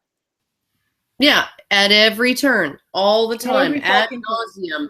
The world needs to, as I put it in my last long video, the public needs to nibble our cunt lips, Alison, and tell us how wonderful we are. Yeah, okay. Well, here, this is something you can do. Earlier in this program, I asked you all, every one of you listening, if you're not contributing time or resources to build this community that will deal with men's issues, if you spend the time to send us a message and explain why, and explain to us what you think would motivate you to support Honey Badger Radio, either with time or resources, and send that to topic@badgerpod.com, because it really does help to know what it is you think we're doing wrong and what do you think we can do right. Because really, I do want to motivate everybody listening to start feeling like this is their problem and they need to do something to deal with it, something concrete. Now, I'm going to read some letters from people who did decide that the buck stops with them and that they needed to step up. This is from Dane. I never responded to why I threw my hat in. Mostly it's because of my poor short-term memory. But why I throw money your way, it's because I see it as worth it. What you're doing is an egalitarian movement, and if you succeed everything you want to do, real equality will have a place to grow and flower. The problem of today is everyone is dividing on every little difference. You, on the other hand, want to unite everyone without regard to difference. We are both different, but at the same time, to make laws that favor others over others, that is the road to hell, be it for good or ill. I've been following HBR from day one, mostly because I followed Karen Strong, but HBR has, unlike other radio podcast groups, not gone off the wagon and left me behind, like the Young Turks. Poke, poke. Not only that, but you have expanded your range of people who come on to talk, and it has only made things better. I wish to see you keep doing what you're doing, because sadly we need you. We need Honey Badger Radio to hold us together. Well, thanks. Without groups like you, all that is left for people like me is nothingness and the radicals. Well, the truth is that, thank you for your kind words about Honey Badger Radio, but you can also create your own groups as well, too. And this is from Abe. I'm donating because you are one of the few groups that fights against the vicious Marxist tyrants, a group so astonishingly evil that it, among other things, is the biggest group of censors in history, wants to enslave or exterminate anyone with a Y chromosome, brags about ruining innocent lives, as long as those lives are of thought criminals, and established an unjust caste system in every Western country, and will cover up and then later defend groups of mass rapists in Europe simply because those rapists belong to a protected class. I don't have the courage to fight social justice head on, but you do. After the struggle session you received from the Calgary Expo and the Mary Sue, there was no more doubt in my mind that you were on the side of good. I'd give you millions if I could. Well, thank you, Abe. Thank you, Abe, and thank you, Dane. This is Gelatinous Cube.